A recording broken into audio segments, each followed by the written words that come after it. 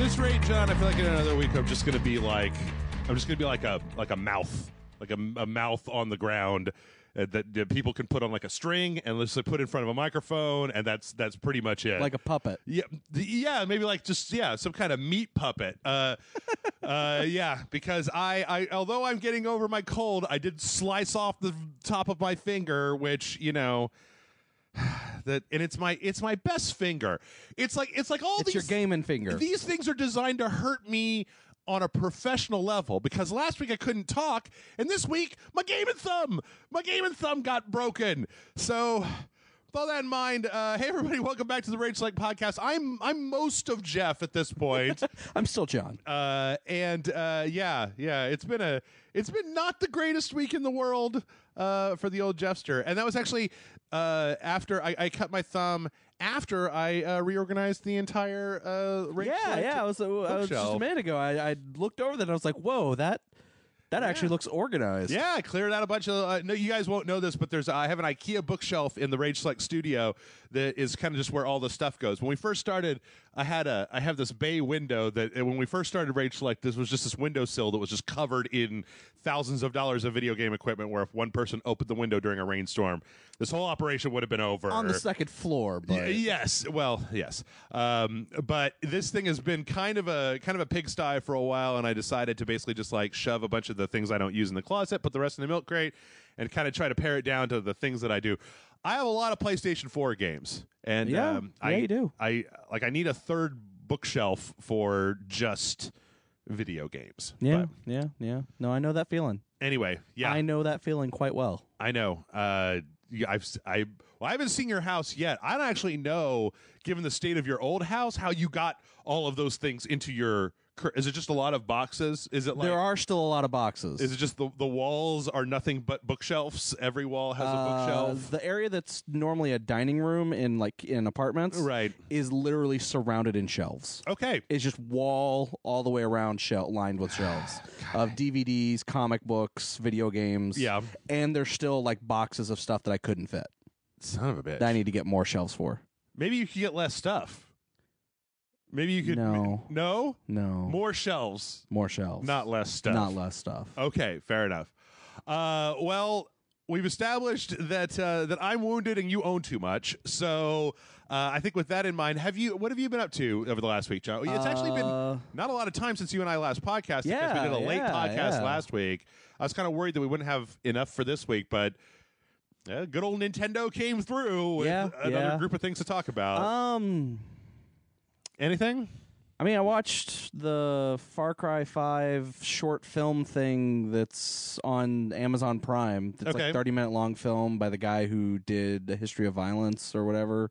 You telling me about that, I decided a little ways back that I wanted to shut down the amount of Far Cry 5 I was watching, because some games they start to over promote on the way to release, and I'm like, I want to play the game and get the type I don't know if you know this about me. Right. I'm a sucker for live action tie-in or animated tie-in movie, short film, commercial, whatever. Like I don't know what it is about those, but I fucking love the shit out of them. Even if they're terrible, I want to watch them. I do know that about you, actually.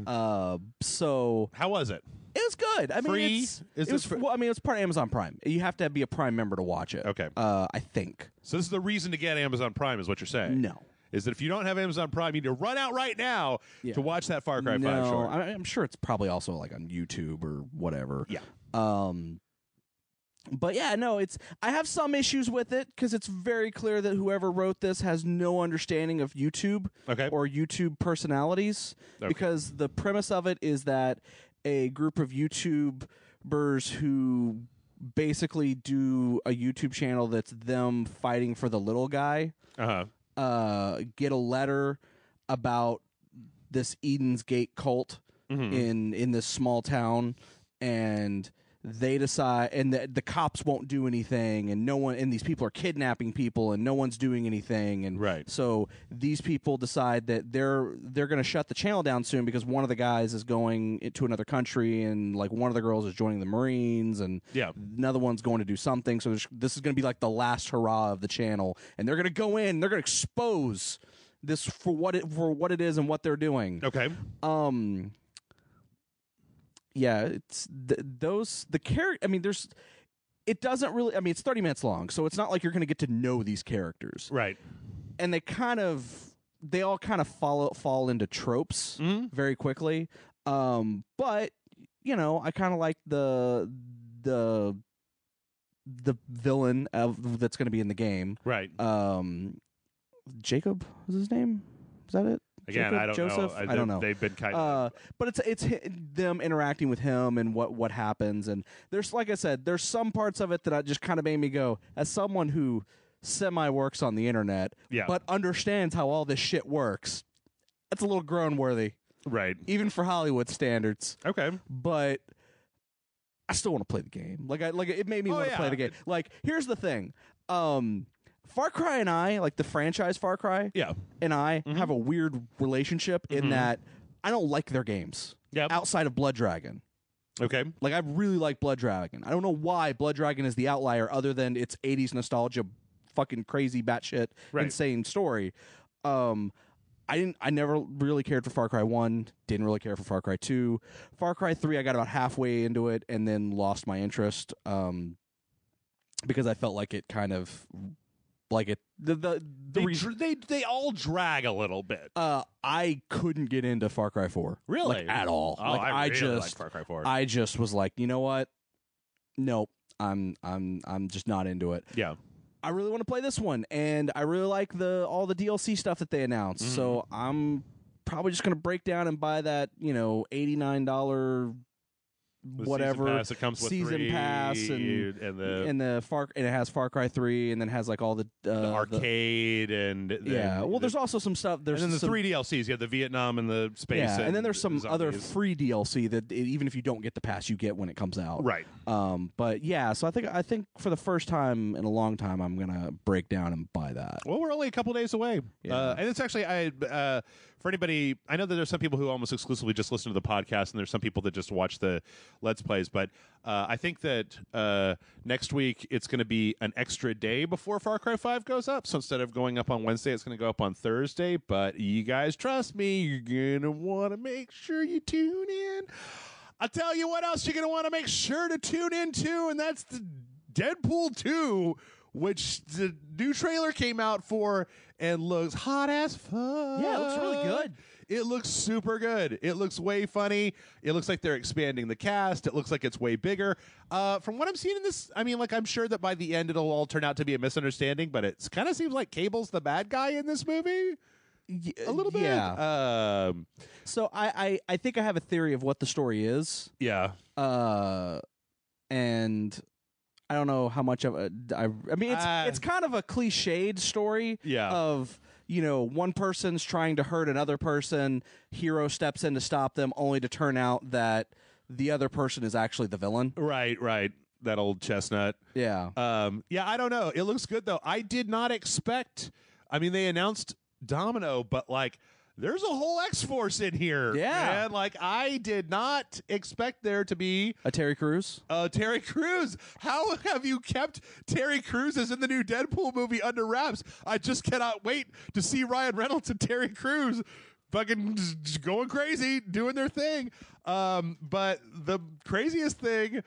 Well, actually, there's no way to say what the craziest thing in this trailer is. There's a scene where Deadpool is spinning around in Professor X's chair. Oh, I love that he's in between two painted pictures of Abraham Lincoln and Obama. Oh, is he? Yeah. Oh, I didn't even notice that. Yeah, it looks awesome, and then suddenly John points out to me that in this trailer, in the background, that fucking Shatterstar is in here. And in he looks full Shatterstar getup. God damn, he looks stupid in real life. Like, I mean, you know, they've managed to make the rest of them look relatively like people, right? Like, I mean, like they don't look incredibly stupid. But Shatterstar's got the white cod piece and that dumb thing on his face, and his hair's shooting up out of the top. It looks like he's got the star on his eye and everything. The only question I have is, does he have the dumb sword with 2 blades for no good reason? Oh my god, that would be so awesome. And then he shoots the blasters out of it. And then wasn't he gay in the comics? Oh, I don't eventually? know. That was like a big thing where like him and Richter hooked up or something like that. I have no idea. Oh my god, I can't wait to see this movie. I can't. Is there anything? No. You pretty much hit on all the big things, and you know, it looks fun. It looks great. I can't wait to see it, and you know, yeah, I can't really say anything more than that. It just looks. I can't hardly even tell what all is going on. I mean, there's like so many things happening in this trailer that it looks like there's just a lot. I mean, there's just like a lot of different areas, people, characters. The only worry that I have, and I don't think, because they did a good job in the last movie of not doing this, but I hope that there isn't too much everybody else. I hope that I don't feel like I come out of it going, that was a good movie. I just wish there was like 30% more Deadpool, because I want to see Deadpool more than anything else. Like, I appreciated in the first one that they had Colossus and Negasonic Teenage Warhead, but they were almost always directly interacting with Deadpool. Yeah. So even when they were on screen, Deadpool was still there. I hope that they don't pull too much away to all of these other characters that they have. Yeah. But yeah. Also, there's a scene at the end where this guy shoots through his hand and then he uses it to turn the gun around. It's hard to describe, but it's pretty fucking amazing. So yeah, when is that? That's like May 18th. May 18th. Okay, it's right there in big bold letters in front of your face. Right. I was actually looking at everything on this trailer screen that was not see it in large format, experience it in IMAX. #Deadpool, Deadpool.com. And ignoring the giant letters that say May 18th. So yeah, I was wondering what was going on there, because you're like, it's April. It's like, it says May 18th. Hey man, I'm wounded, John. You are. There's blood loss. There's I'm you're woozy. lightheaded. You're woozy. I've been coughing a lot. You know, if I can't remember when Deadpool comes out, that's not on me. Yeah, it's a little on me. But I tell you what, I'm almost equally as excited for that we got. There have been a number of teasers, and I keep forgetting to talk about this, but there's a full trailer this week for the YouTube Red Cobra Kai. The Karate Kid saga continues. I don't know. Do we know? Is this going to be like a full movie or just like it's episodes? A series? Okay, it's a web series. So in other words, I think it's going to be it's probably going to be like 10 or 12 like 15-minute clips, because that's typically what they do for web series. Yeah. So like it'll probably be like, if you were to edit all the episodes together, it would probably be like a full movie. Like a 90-minute movie or something like that. So this is 34 years after the Karate Kid, and poor Johnny is down in his luck and decides, it seems like, to restart the old Cobra Kai studio. Yeah. Karate studio in the, carrying on that tradition of strip mall white karate in Southern California, making his old master John Kreese proud. Yeah. And it seems like Daniel LaRusso has a problem with this. Yeah. Daniel LaRusso also kind of acted like a jackass in this trailer a little bit. Yeah. So... Well, I mean, so on one hand, as a fan of Karate Kid, right, as someone who watched the Karate Kid movies, including the one that didn't have Daniel, the one that had what's her name, Jennifer Garner in it, Hilary Swank, not Jennifer Garner. Thank you. Yeah, Hilary Swank in it. I just saved you one internet comment. You did. Thank you, sir. Thank you. Everybody else is like, fucking. I can understand. Coming from Daniel's point of view, Johnny was kind of an asshole as a kid. And picked on him and was a bully, and the Cobra Kai studio, the guy who ran the dojo, was very selective of who he let in be at the school. He was kind of a jerk. Was he? Yeah, like he was like, oh, you don't. Once he found out who Daniel was, he was like, "Oh, we're gonna make an example out of you," kind of thing. Oh yeah. But Daniel's a shit in the original Karate Kid, a little bit. All right, like yeah. Going back and watching the original Karate Kid, there's a case to be made that like Daniel wants to hook up with Johnny's ex-girlfriend, and he's kind of a shithead about it. And, you know, like that first fight that Johnny and Daniel have, all Johnny does is put his leg out, and Daniel fucking trips over and falls into the sand. But anyway, continue. Hey, Barney. I know. But I like the fact that, you know, Johnny seems to be like, he's not discriminating about who comes to his school. He's like, all right, you kids want to learn karate? Right. Let's fucking learn karate. Right. I'll teach you karate the way I know how to teach karate. But he's not being mean about it. He's not being like he's not excluding anyone from it. Yeah. Well, the other thing to remember, the other thing that I feel like a lot of people forget about Johnny is that he's only half the villain from the first movie. You're correct. You are correct. He gives Daniel the trophy at the end, and then the extended scene that starts at the very beginning of Karate Kid 2 is him out in the parking lot, and John Kreese is fucking with Johnny about, like, you know, oh, you fucking loser, and like breaks his trophy, his second place trophy in half and throws it away. Like, when John Kreese is punching the windows and bloodying up his hands, it's because Mr. Miyagi steps in to protect Johnny from John Kreese. Yeah. So there is actually a case to be made that Johnny was a bit of a shitbag, but like he was also being trained by this sociopathic motherfucker, which comes back in 3. Yeah. Where Kreese and who's the slick back hair guy, I don't remember. Like, they get together with this Machiavellian plan to destroy Daniel LaRusso's life. Like, so by that point in the movie, Johnny's way gone, and so are all his friends too. Like, Cobra Kai studio gets fucking destroyed in the first movie, and then they go to Okinawa, and then they come back, and there's that music video by that band No More Kings. Sweep the Leg, yeah, where they continues the story even more, sort of in a really strange way. I just like the fact that, I mean, like, the cool thing about Karate Kid is that it has such cultural cachet. Like, I had this on VHS when I was a kid. Yeah. Watched it over and over again. Really liked it. It's a very classic, like, underdog story. Yeah. You know, guy moves to a new town. Oh, no, what do I do? And then the old mystical Asian man teaches him all the kung fu mastery. And, you know, then he wins the tournament at the end of the day. And yay! And Joe Esposito. And it's great. But the cool thing about it is that, like, God damn! What are who are these guys? Billy Zabka and who's Ralph Macchio? Ralph Macchio. He get them for like what? You guys want to come out and do some more Karate Kid stuff for a couple $100? No, it was their idea. Oh, okay, good. They're the better. ones who, like, the guy who plays Johnny is the guy who, like, said, "No, I want to do this. Hey, Ralph, what would you think about doing this as like a YouTube series?" Yeah. And Ralph Macchio was like, "Yeah, fuck it, let's do it." Well, I figured, like, literally, they're the driving force of this getting made. If No More Kings could get them in there, like, I'd never heard of No More Kings before I saw that video. It was like, I watched that video because it was Karate Kid focused, not because of the music of No More Kings, but. That's great. Well, that was their first album, I think. Okay. For No More Kings. Well, that's great. And you know what it gives me hope for is that YouTube or looks Netflix. Interesting. I think it looks cool. Yeah, it actually looks good. It kind of reminds me of Glow a little bit. Yeah.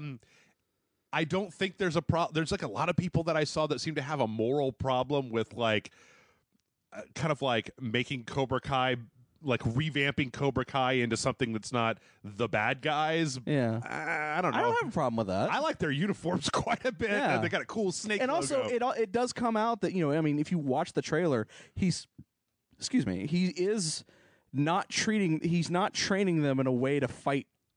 He's still training them to fight dirty in a way. Yeah. Like, because the one girl, like, just starts, like, angry, like, beating up on the one kid. And he's like, man, she's a natural cobra. Yeah. You know, like, he's still kind of like, no, I'm going to teach you karate, but I'm also going to teach you these underhanded methods with karate along with it. What's weird, though, is that Cobra Kai, that wasn't even, I mean, like, there was the whole sweep the leg thing at the end of the first movie, and then there was the speech about strike hard, strike first, no mercy, man confronts you in the street, he's the enemy deserves no mercy, all that stuff, right? But, like, Johnny and his friends didn't exactly go around beating up everybody that they saw in Karate Kid 1. Like, they weren't like high school bullies. And in fact, after Mr. Miyagi kicks the shit out of him, Kreese tells him, like, hands off fucking LaRusso until the tournament. And they abide by that. Like, they don't fuck with him anymore. But anyway, I'm interested. And and the other thing is that this gives me a very small amount of hope that if this does very well, that somebody with two brain cells to rub together will then let fucking Keanu and Bill Winters make that Bill and Ted movie that they've been wanting to make for the old Bill and Ted movie that just keeps getting fucked with because the studio's like, I don't know, nobody wants to see old Bill and Ted. I want to see all of my childhood heroes. I don't want them. You want to see them all old and. I don't want to see John Rambo. I want to see Creed. Like, I watched Creed recently, and like the fact that it's like, okay, Rocky Balboa, Sylvester Stallone's an old man, Rocky Balboa's an old man, but we can still have a movie with Rocky. He's just not going to box in this movie. He's going to be passing it down to the next generation. So you do that, with all this stuff instead of trying to just like nostalgia fuck the hell out of every single franchise from the 80s. Pass it on, evolve it, move it forward. And speaking of moving it forward, let's move this podcast forward to talk about the Nintendo Indies. The Nintendies. Yeah, that's too much like Ninty, which I hate so much. Anyway, last week Nintendo had basically announced a bunch of indies coming out. Some good announcements. They started strong with something that I hadn't thought about, a game I'd not thought about in a long time. Mark of the fucking Ninja. Yeah, I love the way this trailer was, though. Like the way it was just so like a fake out. Yeah. Except the problem is that Clay's style is too recognizable. No. You knew what it was, but yeah, it was just like my thought was like, is this a new Clay game? Yeah. Is this like a brand new? And then when I saw the channel, I was like, no, it's Mark of the Ninja. Yeah, I kind of wish it was Mark of the Ninja 2 instead of Mark of the Ninja Remastered, or even what was the other one? What was the shooty one? Oh, Shank? Was that what it was? Well, there was Shank, which was like the machete. Yeah, that one. I'd rather have Mark of the Ninja 2. Mark of the Ninja is such a good Shank game. And Shank 2.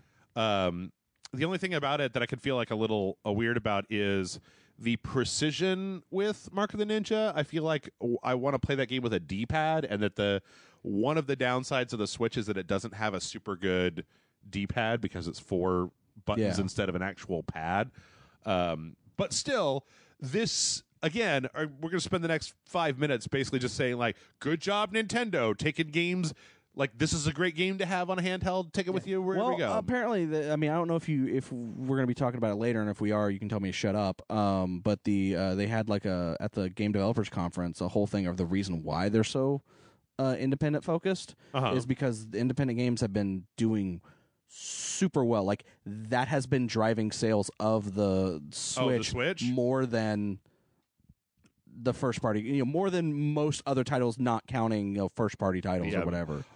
No, that's interesting. It brings up a thing that what Jim Sterling was talking about, but I feel like a lot of people knew this already. It has been reported on a few times where I feel like the indie stuff is lucrative for Nintendo, but then the other side of that equation is that because the Switch is a new console and they're only putting out like 3 or 4 games a week, a game can actually get seen and bought, as opposed to coming through the fucking deluge of the Steam store, or even for that matter, the PS4 and Xbox One store. They're still being Nintendo about it. They're curating that shit, making sure everything works. Yeah. But anyway, next up on the list, there's a trailer for Fantasy Strike, which is I'd seen trailers of this before. I'd never. Well, there were 2 things that I found really interesting about it. One is that it's definitely in that Rising Thunder, like, one-button combo or one-button special move. Like, they even specifically say in the trailer, like, the moves are easy so you can concentrate on strategy and not have to worry about memorizing button presses. The other thing that I found really interesting, I don't know if you caught this when you were watching this, but because they kind of go over it pretty quickly, is they're just like, also, apparently you can play with your friend with one controller, and you pass it back and forth. Oh. Like a turn-based mode or something like that? Oh, weird. I don't know exactly. It looks good, though. Yeah. It looks like a solid fighting game. And that's coming out summer of 2018. Yeah, a lot of these didn't have, like, specific dates. They were like, later this year, summer 2018. Yeah. Winter 2018. Like, not a lot of specifics on the dates. I feel like Nintendo does that a lot, though, in their even in their Nintendo Directs, where, like, as the day, it's almost like they like to split it into, announce with a vague release date, and then in the next video announce the actual release date. Like to parse that information out like really slowly. But no, this one looks good. I think that this one is coming to other consoles as well. Well, I think it's already on PC, isn't it? I don't believe so. Or it's already coming out to PC. I think it may be coming out on the PC. Yeah, like I think it. Yeah, I don't know. Let's see. Let's see if I can manage not to close this. Is it already out? Yeah, it's early access. September of 2017. Goddamn, I've been watching trailers for this. I've wanted to play it for a while now. Yeah, it's on early access. Well, fucking fuck. So, I'm going to go back and see that. Okay. Right. Next after that, there was a kind of a shmup, a rhythm shmup called Just Shapes and Beats. I don't know about you, John. This doesn't really appeal to me all that much. No, this didn't do anything for me. I'm a little leery. I like rhythm games, and I like shmups, but this didn't really seem to do it for me. Yeah, rhythm games. I kind of get a little bit irritated when people are like, "It's a rhythm game and a racing game," and I'm just like, really? Do those two fit together? Like, is there a good natural place that those two things intersect that makes for a very fun video game? Or are you Sometimes just trying to? Can. I don't know. I don't know. I haven't really liked a lot of rhythm games since Guitar Hero and Rock Band came out. But from that we saw Garage. Yeah, I believe is the name of this game. Kind of a interesting looking game. It's a zombie style game, like a zombie survival, like a top down kind of surviving in a brutal world. They actually it's kind of interesting because they specifically say when they're talking about it, like, we can't show you a lot of the stuff that's in this game because apparently it's very violent. Like, it's got a lot of like blood and stuff, and Nintendo wants to keep their stuff kind of E for everyone. Which from Tiny Build though. Yeah. Yep. But Tiny Build makes a lot of games. Like, I'm on Tiny Build's email list, and I just me too. So many notifications. Yeah. Still, though, I don't know. A lot of good games, though. What's that? So, a lot of good games, though. Yeah, fair amount. So, yeah, I don't know. That one looks like it might be worth checking out. That's kind of one of those ones where I feel like I can look at the Steam reviews on it and then kind of make a decision from there. Next up, another one that I felt like I was kind of ambivalent, a little bit more ambivalent about from Adult Swim games. This is Pool Panic, where it's basically kind of a whole world made up of different pool balls, and you play as a cue ball, and then you kind of, it looks like most of the interaction that you're having is with kind of using a pool cue to shoot the ball. But it also looks like you control yourself walking around. Like, you control the pool ball, the cue ball walking around a little bit. I get the impression that's, from what I see in this trailer, I get the impression that's happening automatically. Oh, okay. And that you're then kind of trying to control what you can with the pool cue. But okay. It's possible. Maybe. I don't know. That's just the impression that I get from some of the way that the walking seems like it's a little bit automated. Okay. I don't know. It's got a kind of interesting look, but it might be just a little bit too gimmicky for me. Yeah, maybe. Again, that's coming in 2018 from Adult Swim Games. Bomb Chicken, which I believe is already out for other platforms. Yes. Is coming out. This is, I don't know. You're chicken. You poop out a bunch of bombs. Everybody knows the relationship between Rage Select and chicken. Yeah. Can't be playing fucking chicken games, man. Can't be giving chickens to bombs or bombs to chickens or either way. Yeah. I don't know. Have you played Bomb Chicken? No, I have not. This seems to fall into that category of indie game that you see where it's like, this looks perfectly passable, but like, if I'm going to be playing a game, there's so many great games out there that I don't know that I would spend any real time. It looks like one of those games that if you have it, it's a lot of fun. Yeah. I guess it just kind of comes down to the question of like, do I want to spend money on this? And True. I don't really know that I do. From there, another game that I'm not entirely sure that I would like to spend money on a second time, Luminous Remastered. Fuck you, I'm buying the shit out of this. Are you? Yeah. Okay. I'm so excited. I've always felt like people were more like everybody else liked Luminous a lot more than I did. Like I thought it was okay. I obsessively played this game on the PSP. Really? Okay. Yeah. Okay. Like this was like the game that I had this was like the only game I played on my PSP for like when I first bought it because there was nothing else out. Yeah, because it was like one of the launch this titles. And whatever the Ridge Racer game was. Oh yeah. But yeah. So you're excited for this? Yeah. No, I'm totally excited for it. I'm totally want to get some Luminous on. Okay.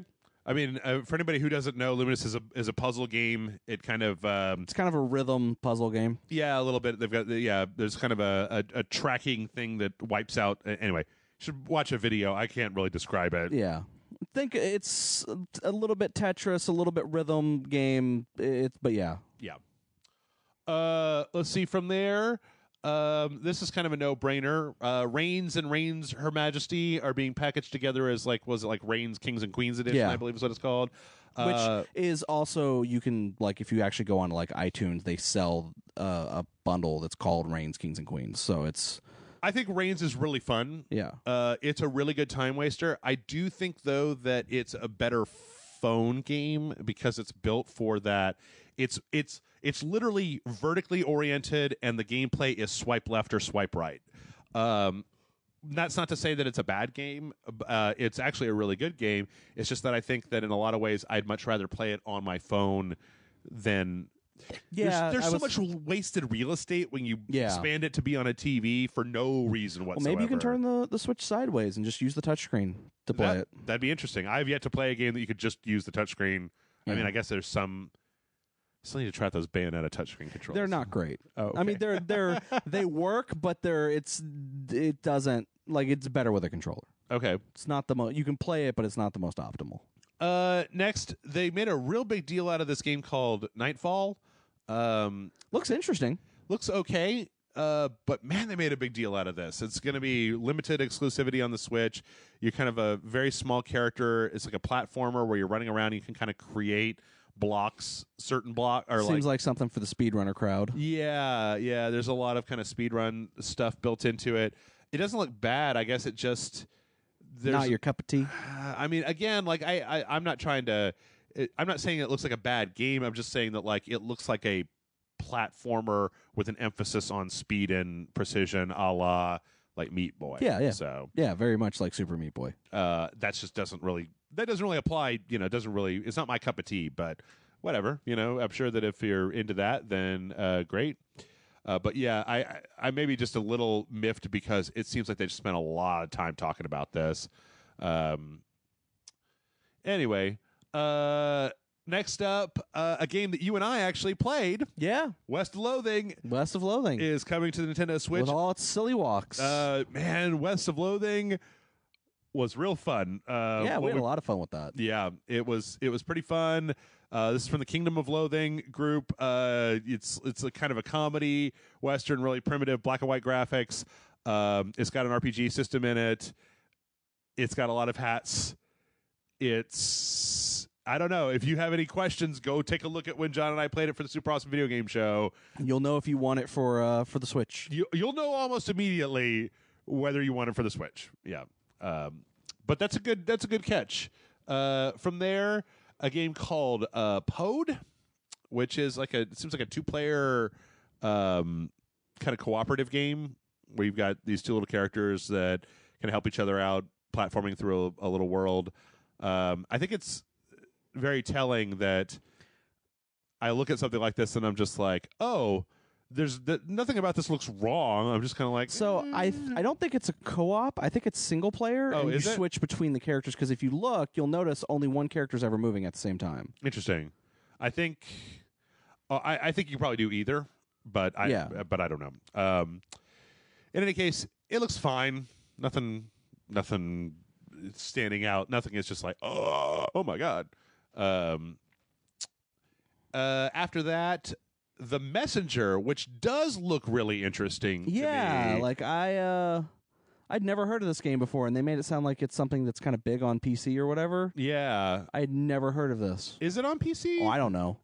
Let's take a look. But they kind of talked it up like it's something like I should have known what it is. Oh, okay. Like they were in the video, they were like, and we know Messenger has been getting a lot of, a lot of good press or whatever, and we know that you people like that game. It's not out on Steam yet. Oh, okay. But it looks like so the conceit here seems to be that like when they first started out, it looks kind of an 8-bit kind of Ninja Gaiden style game. Yeah. But then apparently there are portals or something in the world that changes it into like a 16-bit Ninja Gaiden like game. Yeah. And that you kind of cut between 8-bit and 16-bit, which I feel like could be really cool for like a visual language. If you have a different set of powers depending on whether you're an 8-bit or 16-bit, that could be really cool. Yeah. Also, Devolver Digital. So, Jeff and John, once again, Devolver Digital. You guys are the best. Let's see. Next, Bad North. We saw as this is a roguelike where you're doing kind of strategies against have these little islands and you're defending against like invading Vikings. Yeah. I don't know about this one. And there's permadeath. Real sparse. Yeah, there's permadeath and I don't know. Doesn't look bad. Just looks like looks like a fun little game. Yeah. And last but not least, Banner Saga 3 as well as Banner Saga 1 and 2 are all coming to the Nintendo Switch. But bigger, more importantly, yes. It's a temporary exclusive for Nintendo because it's coming out on the Switch first. Oh, Banner Saga 3? Yeah. Interesting. Okay. Yeah, that's one of the things that they said is that it's coming to Switch first. Interesting. So it'll be on the Switch for probably about 2 or 3 months, I think they said, or something like that. Mm-hmm. So it's not like a huge timed exclusive. Okay. But it is coming out there first, and if you want to play it as quickly as possible, you got to play it on the Switch. And they said before it comes out, they'll release Banner Saga 1 and 2 so that you can play through all 3 games. I don't remember if I ever played. I don't think I got a chance to play through Banner Saga 2. I got about halfway through it. I played all the way through 1 and then got a little mad. It was a very good game, but I just got mad that it kind of ended at this real big cliffhanger. Yeah. And then I started playing 2, but it might not be a bad idea to go through and play all 3. If they kind of hold up, I think what was the first one? It was like 8 to 12 hours, right? Yeah. And if you get all 3 of them, they would kind of end up like a 30-hour, 40-hour RPG or whatever. Real grim, the Banner Saga. Yeah, I think that's kind of like, I like the first Banner Saga, and I think the second one kind of just leaned a little bit. I mean, mind you, it has to. That's the type of story they're telling. Yeah. And I'm not saying they should change that story because it's still good, but I know at the time I was just like, I need a break from this. Yeah. And then I never went back to it. Yeah. Anyway, real solid little group of games. Yeah, I think after this, they also announced that like Hyper Light Drifter's coming to the Switch, and oh yeah, yeah, Hyper Light Drifter, and there were a couple. There were like 2 other ones. Yeah, that were not part of that are also like indie games that are like finally getting release dates. Yeah, which is cool. Again, having all that stuff in essentially a handheld is really cool. Yeah. I really appreciate like Nintendo has really turned shit around on the Switch. Like it's amazing to watch a company that seems like so stodgy that spent their time from what seemed like the Wii to the end of the Wii U era as this like intractable company that like just didn't give a fuck what anybody else thought. Like we're Nintendo, we're going to do our Nintendo thing, and then suddenly with the Switch, it's just I don't know. It just seems like a totally they're still doing their Nintendo thing, but they're just allowing other people to do their thing as well. Well, yeah, but even the Nintendo things that they're doing are, I feel like, different than what they were doing in the Wii to Wii U era. Like it just feels like a return to, and I don't know, maybe this is just like overdoing it, but like a return to the N64 GameCube era of like focusing on gaming as opposed to there was a lot of gimmickry in the Wii and the Wii U. Yeah, no, I agree with that. Like I think that Star Fox, I think it's a real shame that Star Fox game ended up kind of being bad because they were so intractable about using the motion controls to play that game as opposed to just giving you a normal thing. So, but speaking of gimmickry on Nintendo platforms, they're not totally done with the gimmickry because we did have a new Nintendo Labo trailer. But this is gimmickry I can get behind. Talking about the Toy-Con Garage, which basically, to boil it down, is a whole set of programming tools that you can use to kind of make your own games. and it looks like, or make your own like toy game. So in this case, they show the little tank that you can move around. They show how you program it to essentially make it vibrate on one side and the other side, and how to make that move. And then the whole thing kind of goes through adding in, when apparently this, I didn't understand this. Maybe you did, because maybe you read more up on this, because I'm Jeff and I go off half-cocked all the time. Yeah. But I didn't know that the IR sensor has an actual goddamn camera in it. Oh, yeah, no, apparently that thing is fucking bomb-ass well done. Like, it is, like, really, really good. Because apparently the big trick for Labo is that camera, there's a series of reflective tape, IR tapes that essentially you can put, and that you can then program the camera that, like, when you see this tape do thing X. Yeah. Well, that's why, like, the piano, the way the piano works is that each of the keys have the IR tape on the end of it, right? And then you put the camera facing on inside the thing, and so when you press a key, it sees the tape move and knows, okay, play this note. Yeah, there's a point at the end of this video. John didn't actually watch this, where they show they show what it looks like, what some of this stuff looks like from the inside, from the point of view of the IR camera. But apparently, they're also going to have a whole set of programming tools to let you kind of build your own stuff. And hey, you know what? That's cool. That kind of makes it almost worth it. I can't kind of wait. I mean, I'm going to be interested to see what the fucking wackadoos on the actual internet do with this, outside of just the regular Nintendo projects, because, like, you can imagine using these things with sturdier materials to make permanent contraptions. Yeah. Right. So, anyway, it looks really cool. I actually watched half this trailer in Japanese before I ended up going and doing and watching it, before I figured out they actually have an English one. So, anyway, that is also coming, and Labo is coming. What, at the end? Pretty of soon, March? April. End of April. Let's see, one more Nintendo story. Apparently, Hori, the third-party peripheral company, is releasing a left Joy-Con for the Nintendo Switch that has an actual honest-to-God D-pad on it. That's pretty cool. I was just talking about how I would like something with a D-pad on it. With some caveats. Yes. That's the good news. The bad news is it doesn't have a gyro rumble, and it doesn't actually work if you take it off of the system. Yeah. Which seems like some pretty big drawbacks for... Well, a lot of those features are, like, copyrighted first part. Like, Nintendo owns the copyrights to them. They'd have to license it from Nintendo. Nintendo may not want to license it out to keep people from making, like, shit controllers.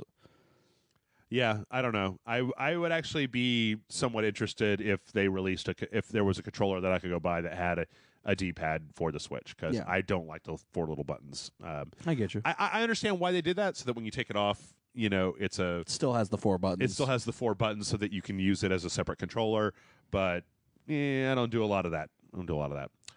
Speaking of peripherals, the Vive Pro, which we talked about once very briefly, has a price. It's going to be $799. And this is the new Vive that has wireless capability, built-in headphones, higher resolution screen, and there's also going to be a price drop on the original Vive to $499 from, it was $599. Yeah. You know what? As much as I love to talk sugar about VR, this pricing is insane to me. Like, I don't think that the VR market is in any way, shape, or form, because that's $800 on top of a computer that's good enough to run VR games. Like, that's insane. I agree. That's so, especially when the PSVR, I feel like, has a smaller but more curated library, is super cheaper, and probably plugs into something that you may or may not already own. Like, you don't have to upgrade your PlayStation to a PS4 Pro just to use a PSVR. Yeah, I don't have a PS4 Pro, and I have VR, and it's fine. Yeah, it's fine.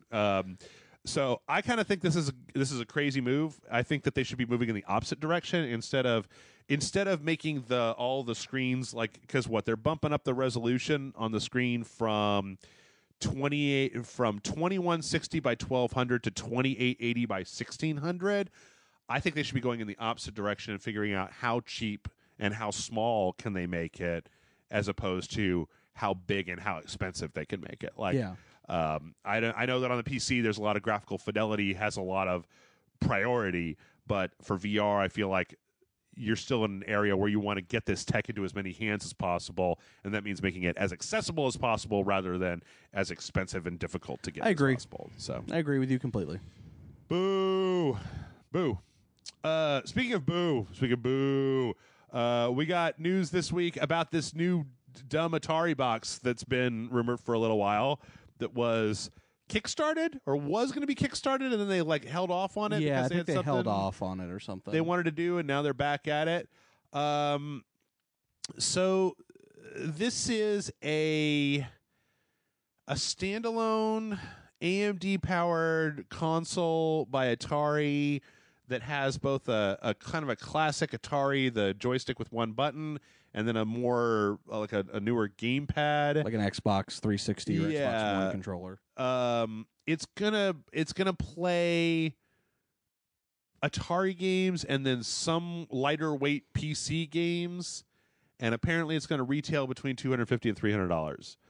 I cannot for the life of me figure out who the fuck would buy this. Yeah, I don't know. Like the Atari's been like weird lately because like they made this big deal, like, hey, we got this new product that we're going to announce, and we're going to it's a big thing, and it's going to change the game. Yeah, and then it turned out it's a hat with speakers on it. Yeah. And it's like, oh, we got another thing to announce. It's big. It's an Atari themed hoodie. Yeah. It's like, what the fuck are you doing, Atari? I don't understand. I don't think that anybody has the nostalgia. I mean, this thing just screams Ouya at me, right? Yeah, no, agreed. Like, that's what it seems like. Like, it's obviously more powerful than an Ouya, but like... And I owned an Ouya. Yeah. Well, Steam couldn't make the Steam boxes work. Ouya couldn't make the Android stuff work. I feel like every time that somebody releases one of these platforms, like... everybody kind of looks at it and goes, why? Like, it's not like, oh, you're going to have a bunch of old Atari games on here? We've got emulators, Atari. Like, and then Nintendo releases the SNES Classic and NES Classic, and everyone goes crazy. Hey, you know what? The SNES Classic, I did buy one. It's $80. It's well put together. It's got save states. It's got rewind. It's got 2 solidly built controllers, and it's got a selection of the best games that were on that platform. And that says something, because you could give me, if they sold, well, no, this is, rewind. They sold those Atari joysticks that you just plugged right into the TV that had the games on them. Yeah. For like $15. Yeah. That's fine. I don't need a thing to run indie games. Like, why would you, how much does a Switch cost?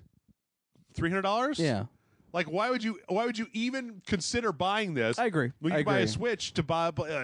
anyway. No, I agree. It doesn't make any fucking sense to me. I'm a little apprehensive as well. Like, I don't know who this is for. Yes, that is the perfect way to describe this. Who the fuck is this for? If it's for you, chime in the comments, because I want to know what would make you spend $250 on an Atari console. I mean, I'm not trying to, like, shit talk that people. I'm genuinely curious. Yeah. All right, we got a bunch of trailers this week.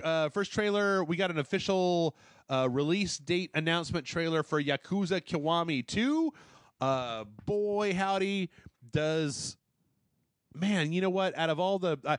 I'm glad to see, John, that we've gotten into an era where not all, but a lot of the companies that are doing these HD remasters are putting work in and not just up-resing the old graphics and then putting them out.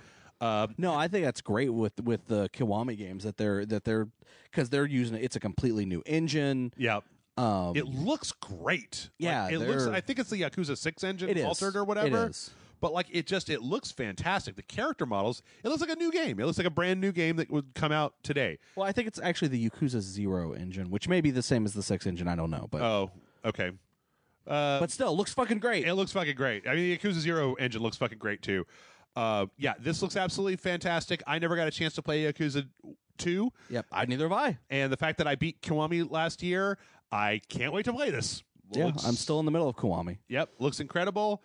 I like the part where somebody tries to break a bottle over Kiryu's head. And well, it's like, even looking at Kiwami, the first one, I actually appreciate it because they did add stuff to that. They didn't just remaster it Like there's cutscenes that are in Kiwami that were not in the original Yakuza. That's true. And but so the other side of that was really exciting to me was that the cutscenes that were in the original Yakuza were directly ported. Yeah, no, those were there too. Yeah. And so it's kind of one of those things where you're not only getting the original experience, but you're also getting these extra things that are enhancing the story, telling you an element of the story that you didn't know before. Yep. No, I think was only talked about in dialogue. It looks great. And what Kiwami was like $30? Yeah. No, it was like it was $30. Like new when it came out, new. It was. I've fucking gotten like nice steelbook and everything. Yeah. So good job, everybody. Good job, Team Yakuza. Can't wait for Yakuza 6. Need to get back to Yakuza 0. Can't wait for that Fist of the North Star game that they're making. I need to buy Yakuza 0. I need to get Yakuza 6. When it comes out, I need to get Yakuza 2 or Yakuza Kiwami 2. And I need to hope to God that they actually release a Yakuza Kiwami 3 and a Yakuza Kiwami 4. That'd be interesting. And a 5. Yeah, and 5. Yep. And then I can have all the Yakuza games on one console. And Yakuza 4 Dead Souls. Yeah, exactly. Game is weird. Speaking of Yakuza, Yakuza 6 demo is back up. Yeah. They fixed it. It's back up. You can play it now. But you don't get the full game. Yep. You don't get the full game, unfortunately. But speaking of Part 4, I need to go download that. We got some new God of War 4 stuff. Yeah. We got a TV spot, which was just mostly pre-rendered. Which cool was trailer, though. A very cool trailer. Yeah, I like the way that the kind of arrow moving forward. And you're kind of seeing everything from the sun's point of view almost. Yeah. I don't know if we knew this before, but it looks like the sun's going to be getting some upgrades. We saw lightning shots and some kind of crazy stuff. It's funny. We're going to talk about it in a minute, but in the developer stuff, they kind of mentioned very briefly that it seems like in lieu of having a ranged weapon, your ranged weapon is the sun. Yeah. So, but yeah, this is a really cool trailer. Whoever, they've done a really good job kind of making this game look good and exciting, and not just I also thought it was hilarious that in the developer combat thing, they made the comment. It was like, well, we didn't want to just copy Dark Souls, and you're like, oh wow, they just came out and said it. Yeah, they just said it directly. They didn't even bother hiding it. They were just like, well, we didn't want to just make it Dark Souls. I do think that there's some interesting stuff though, because there's also we didn't look at it because we already got too much to talk about this week, but there was also a 15-minute video of just watching somebody play the game for 15 minutes. Yeah. Well, a couple different websites actually had like demos. I don't actually like watching those because I feel like I get too much of the system. Oh, I didn't realize this, but the holder for his axe on his back is the like Omega, God of War Omega. Yeah. But it's interesting in this combat tutorial watching them talk about it because, one, they said that they don't want to copy Dark Souls.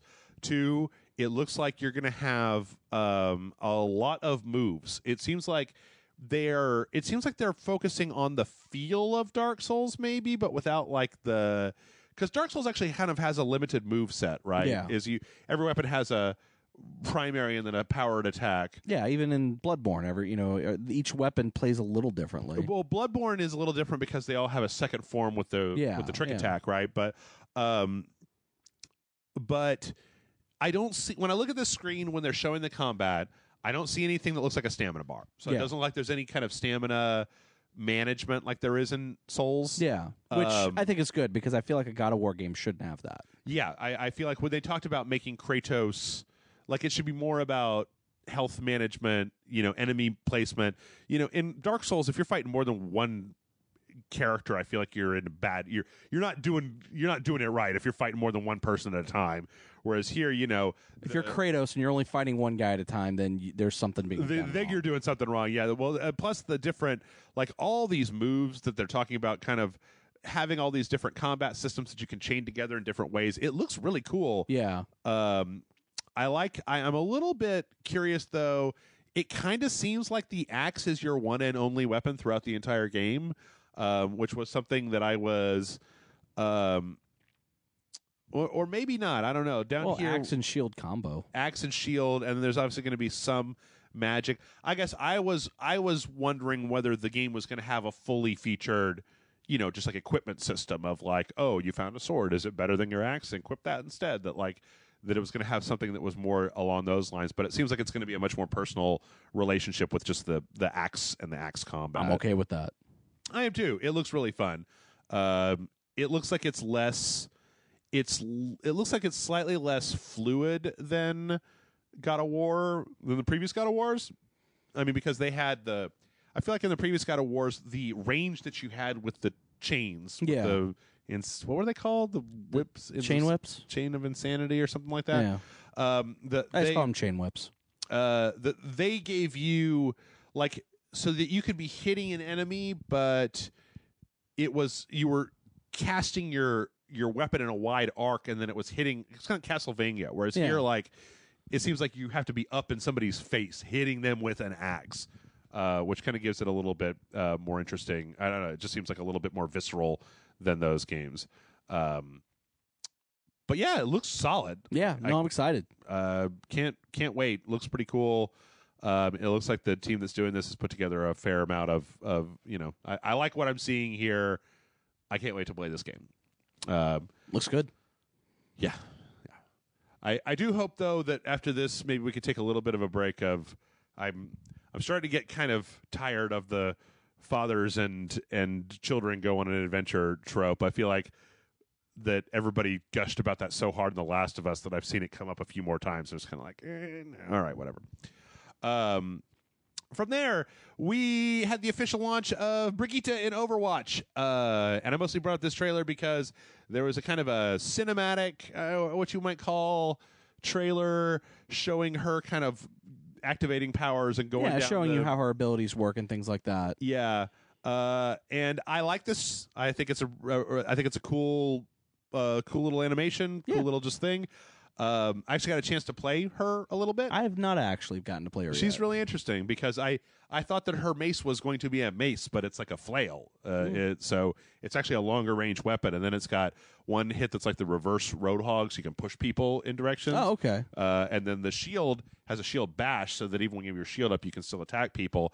And then instead of healing, you can give people armor packs. Yes. So, but what I found really funny about this is that in the comment section, people are really mad at this trailer because it's like, well, why is Sombra out there not, and why is Reaper trying to do his ultimate when there's nobody else? It's like people who play Overwatch are like, this isn't realistically how people play Overwatch, and it's like, no, dumbass, it's a glitzy trailer to get you excited about a new character. Or like, why didn't Reinhardt put his shield up when Junkrat hit him with the spin tire? And I'm just like, fuck off, fans. Like, look, I like Overwatch as much as the next person, but this is obviously promotional material, not like how to play Overwatch 101.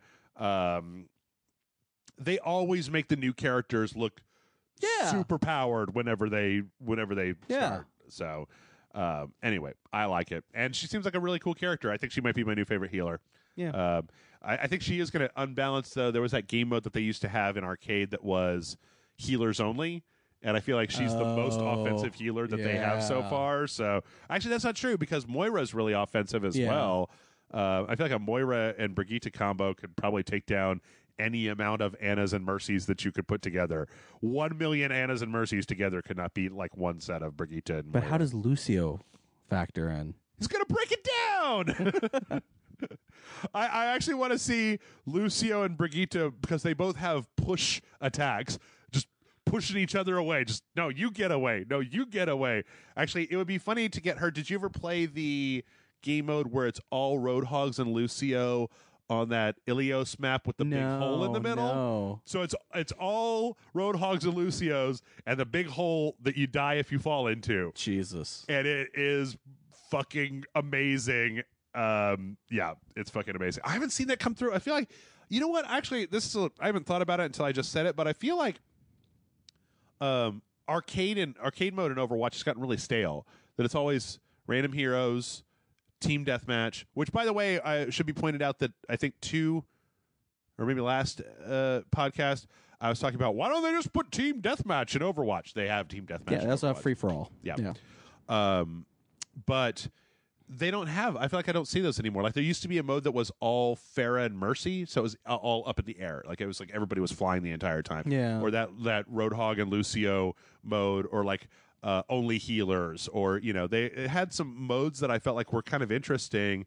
And then now I feel like all I ever see is just team deathmatch, no repeaties or whatever. But then they always have a random hero in there. So I don't know. If you want to put random hero every week, Blizzard, maybe just put it as a main menu thing and then put some other stuff into arcade. I like playing random hero personally because it gives me a chance to play a little bit of everybody. Yeah, I agree. Let's see. We are running short on time, so I'm going to skip some of these. We're just going to go real quick through some of these. Yeah, that's fine. A Way Out has a new trailer that makes this game look fucking totally badass. By the time this comes out, I'll have already recorded a little bit of A Way Out. Can't wait to play it. Seems like a pretty cool game. Yeah, I'm looking forward to it myself. Detroit Become Human had a bunch of trailers. They looked very just, typical KG, really good. I wish that Quantic Dream just made game engines and then let somebody else make the actual video games, because this just looks like it's all up its own ass. David Cage, I know that you're not a fan. Are you a fan of David Cage? I like all of Quantic Dream's games. Really? I just think that David Cage is fucking crazy. Like, I think he's a good game director, but I think he's a terrible writer. Okay. I think because every one of his games, like, I am totally for, but every single one of them has that one moment in the game where it just gets fucking stupid. Like, it's every game has that one scene. Yeah. Like, just where it's just like, where the game is like, this is a really good okay, it just became stupid. Yeah. Like every fucking one of them. I kind of wish that he made engines and tools for Telltale. That, like, if the new Batman Telltale game looked like this does, I think that would be really interesting, because I think that Telltale, they're interesting with their art style, but I feel like their animation has really suffered over the years. Yeah. Whereas if they had something that looked like this, I don't know, could be interesting. Ni no Kuni 2 is launching also a few days ago. This one looks more interesting to me, as I've always said, the Ni no Kuni one, except that the prince, the little mouse or fox prince or whatever his name is, still seems like an irritating fucking little kid, and I just like grown-ups in my video games and not irritating fucking little kids, which sucks because the rest of it all looks absolutely fantastic. The animation and the character design and all that stuff looks really, really fun, but I don't know. Do you have any love for the Ni no Kuni series? I never played Ni no Kuni. Okay. The first one really bugged the shit out of me. Yeah, but it's one of those games that, like, it's one of those games I was like, I want to play this at some point. I'll get to it at some point. And then just other stuff just kept coming out, and I never played it. I just never got around to playing it. Yeah, fair enough. But I'll tell you one that I am really excited for, and that is After Party. This feels like Rage Select the Game. Oh my god, this is amazing. Like, literally just replace the two main characters with Jason and Jeff. Yeah. Like, all their dialogue that they say in the trailer, like, is just Jason and Jeff talking. Yep. And it's fucking Rage Select the Game. For those of you who don't remember, this is the story about two characters that are trapped in hell and have to basically drink their way out of hell. Yeah, they have to outdrink Satan. Yeah. In a contest, and if they can outdrink Satan, that guy even kind of looks like a younger Jason Murphy, almost. This is from the creators of Oxenfree. God damn, it has a lot of character and personality from what we're seeing here. Yeah. Milo and Lola are the two main characters. It seems like there's a lot of kind of Oxenfree, kind of text and dialogue trees, but man, just looking at this, the world design, the way that everything looks, the way the characters look. Looks fun. It looks really amazing. Absolutely and totally amazing. Check it out. I don't know. Check it out. All right. I think that's all the trailers that we have. We've got a couple of quick things here. It's possible that they might be remastering Modern Warfare 2. Of course. I feel like that's a surprise to no one, but the rumor right now is that it won't actually have any multiplayer, so just the story, which kind of makes me wonder, because Modern Warfare 2 was, to me, where the Modern Warfare 1, I thought, an amazing single-player story. Modern Warfare 2... Well, so my thing with that is that Modern Warfare 1, I remember when it came out, like originally, people were like, you buy this game for the multiplayer, but fucking play the single player because holy shit, this is good. Right. Modern Warfare 2 came out, most people I know didn't even know there was a single player. Oh. Because it had gotten to the point where people just ignored the single player. That was 2 years after Modern Warfare, though. Yeah. Because Modern Warfare... No, you're right. It was 2 years. World War Treyarch, and then back to Modern Warfare back when West and Zampella were still at Activision. Yeah. I don't know. I actually played the Modern Warfare 2 is actually the only Modern Warfare story mode I've actually played all the way through. Really? But yeah, I remember I played it, and then my roommate was like, "There's a story mode to that." It's okay. It's not as good as the first one. Yeah, I agree. But it's okay.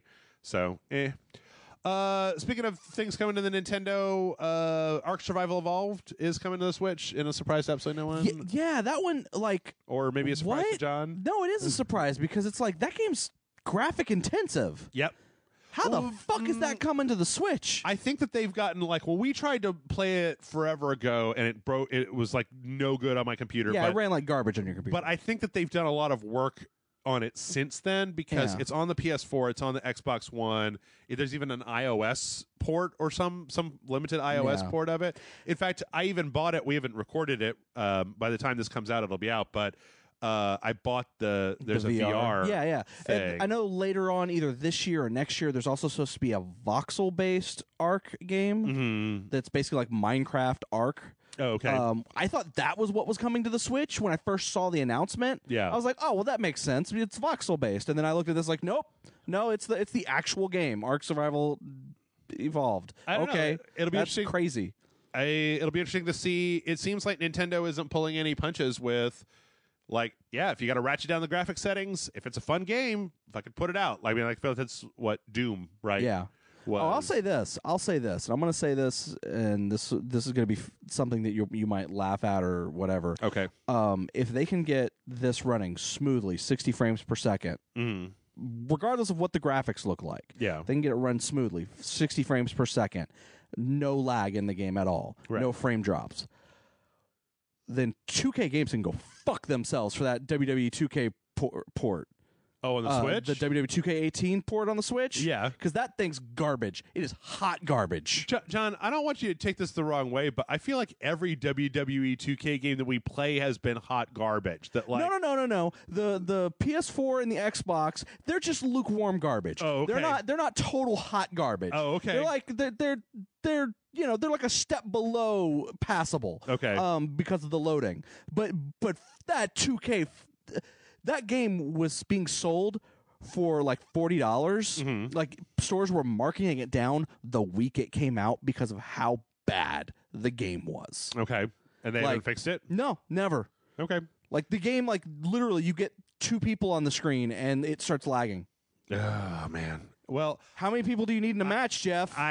Two. No, I understand, John. I think that your problem at this point is with 2K, not with the Switch. Because no.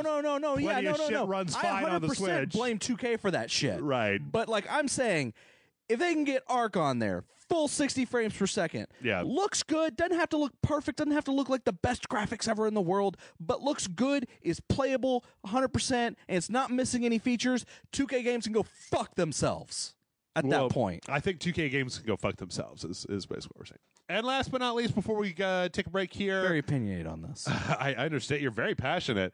I'm glad I didn't buy that game.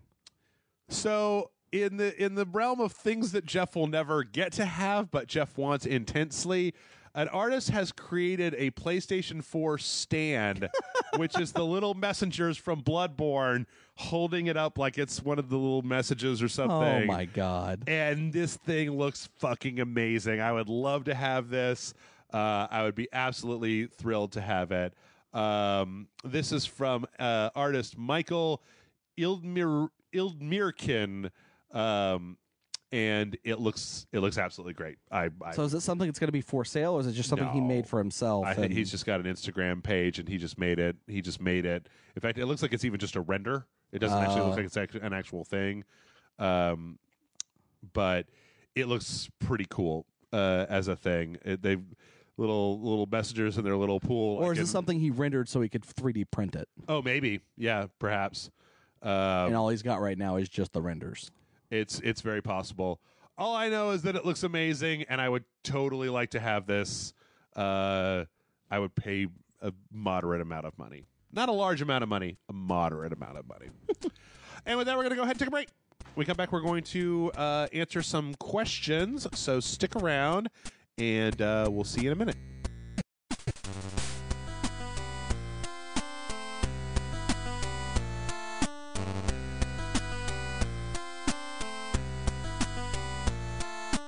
And we're back. And John, it's time for questions. I was debating.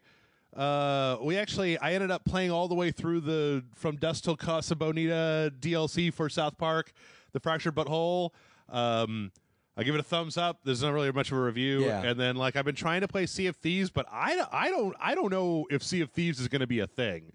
I think Sea of Thieves might end up kind of being a big noise between the connectivity problems, and then I'm not entirely sure that I know who would have a good time playing that game. Yeah. It almost feels like they forgot.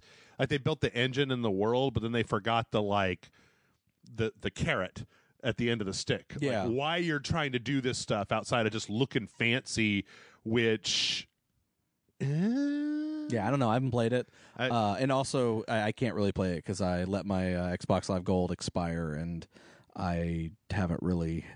I've been spending my money on other things instead of renewing that. So, okay. Fair enough. You do. I don't know. I'm gonna try to play it a little bit more, but to be honest, I've been having more fun with other things. I had more fun dicking around with the SNES Classic than I had with Sea of Thieves. Yeah, I think I have to renew my PS Plus subscription in April. You got to do that, man. How are you going to play that new From Software game if you don't renew your PS Plus subscription? Oh man, last week, what was I doing? I did something, and I saw Jason, and he was like, so I downloaded Bloodborne on the PlayStation Plus, and I'm just like, yee! Tell me let's set up a password, man. I will help you beat that game. You don't need to give Jeff 2 excuses to play Bloodborne, but I don't think he's going to even ever. It'll be like a year from now that he finally goes back and plays it. But yeah, probably. Anyway, mail@rageselect.com is the email address, and our first question this week comes from maybe... We'll call you Kay. Kay says, hey, Jeff and John. This is a Jessica Jones question. I think it's kind of a response to... Still haven't watched it, so I can't really answer too much. I recently watched the second season of Jessica Jones and found it to be one of the better Marvel Netflix shows. I like the way that the season wasn't necessarily trying to be like a conventional superhero fistfight show with the protagonist going against a big bad, but more of a personal story for Jessica with all characters having shades of gray instead of just being good or bad. The critics of the season, I hear, keep on bringing up the fact that the bad guy isn't Kilgrave, but I don't think that they really wanted someone to be seen as a bad guy in this season. To get into more, though, would really be spoilers. All love from the UK, and that's from Kay. So I kind of saw this as a kind of a direct response to me talking about it last week, and it got me thinking a little bit about season 2 of Jessica Jones. And here's the thing: I don't actually think that season 1 of Jessica Jones was much of like a superhero fight. It was way more psychological because of Kilgrave's power set. It wasn't about who's going to win in the punch fight between it was less like when you think about Daredevil or you think about Luke Cage or Iron Fist. A lot of those shows I feel like tended to be more about will Luke Cage be able to punch Diamondback hard enough, Well, you would have thought that with Iron Fist.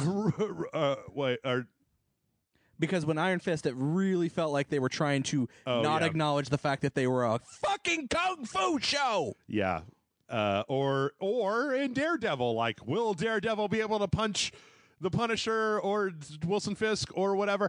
I mean, Daredevil season 1 I felt like was better because they had that internal conflict. And that was the reason that I liked Jessica Jones season 1 so much, was because you're introduced to Jessica Jones, and I did have a little bit of a problem with the fact that instead of doing what they did in the Alias comic of spending some time with Jessica Jones before you get into the Kilgrave stuff, is they just hit the ground running with Kilgrave right off the bat. But then there was, this is the reason that she's like this, is because of this fucked up thing that happened to her. And then the rest of the franchise is about her coming to terms with it, et cetera, et cetera. Whereas in this one, I don't know if the way this may be the what I was trying to get across last week, and I don't know. I really want to hear your thoughts about this. Is that I don't know that as they've been moving forward, that Netflix seems to want these Marvel shows to be like character-driven shows, but that the characters that they focus on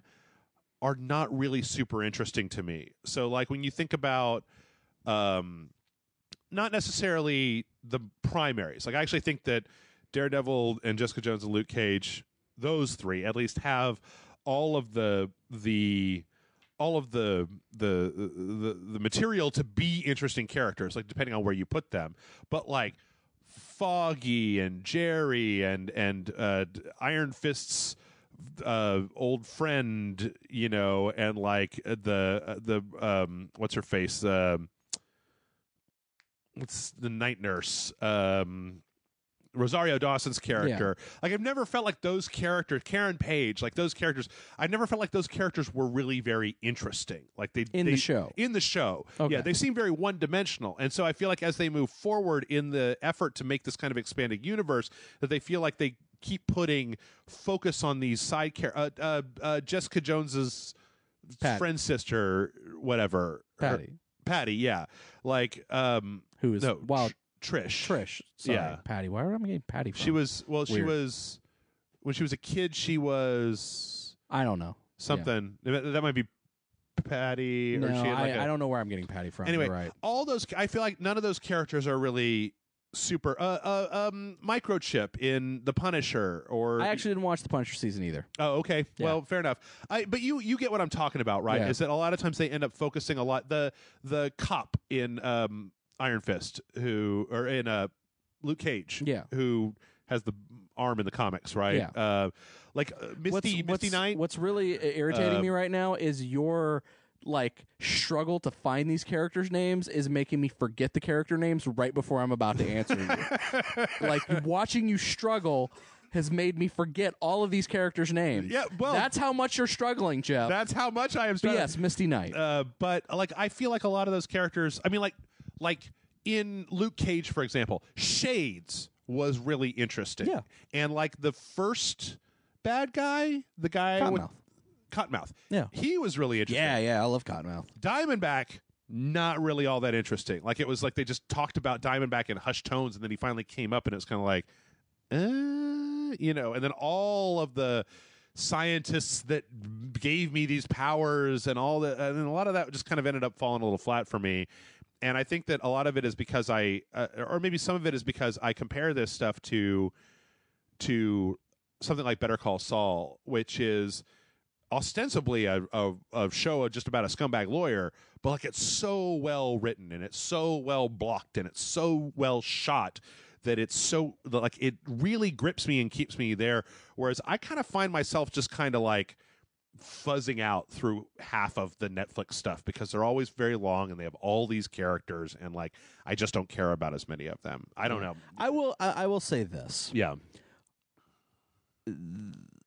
I have liked everything that I've watched of the Marvel Netflix shows, and and in some cases I think I've liked them more than you have. Right. And that's neither here nor there. But I do think it's interesting that I feel like where Marvel movies are, you know, firing on all cylinders and they're totally entertaining and I love them to death, and then the DC movies are just hot garbage with the exception of like one or two. TV wise, yeah. Marvel's TV series have kind of been a hot mess. Yeah. Whereas DC TV shows are the greatest fucking TV shows on television right now. Yeah. Like Flash and Arrow and Arrow, Legends of Tomorrow, fucking Supergirl, Black Lightning's been fucking great. Mm-hmm. You know, like all of these shows have been like, you know, they might have had their falters in a little bit here and there, but I think for the most part, like Flash has been excellent. Yeah. Legends of Tomorrow has been fun. Yeah. Black Lightning has also been really good. Arrow, I don't know why it is. Like I like Green Arrow, but I've never really. Like they just made him Batman, right? That's what I've heard. And that's Batman. kind of where my issue with Arrow. But they're doing some interesting things this latest season with Arrow that I've been watching regularly. Supergirl is fucking awesome because it's fucking Supergirl. Yeah, it's awesome. Yeah.